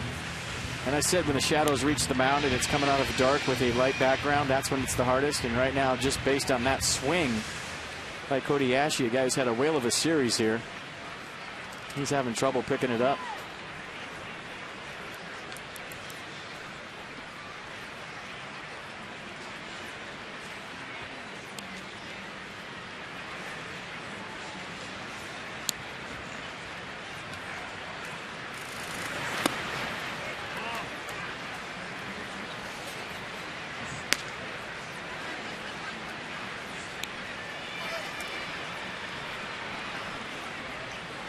Kevin Franzen next. 0 for 2, sac fly today.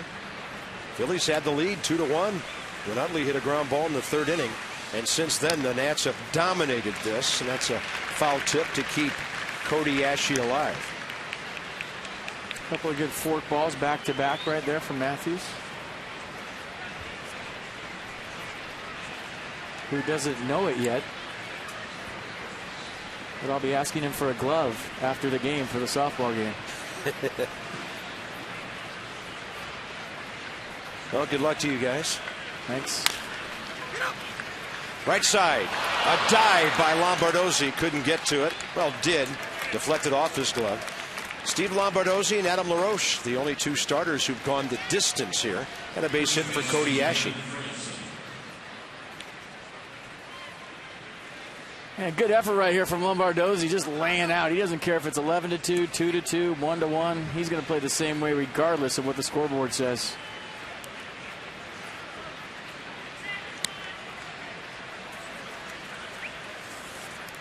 Adam LaRoche, I think, going to get Matthews' attention and tell him he's playing behind the runner. Yeah, don't throw over.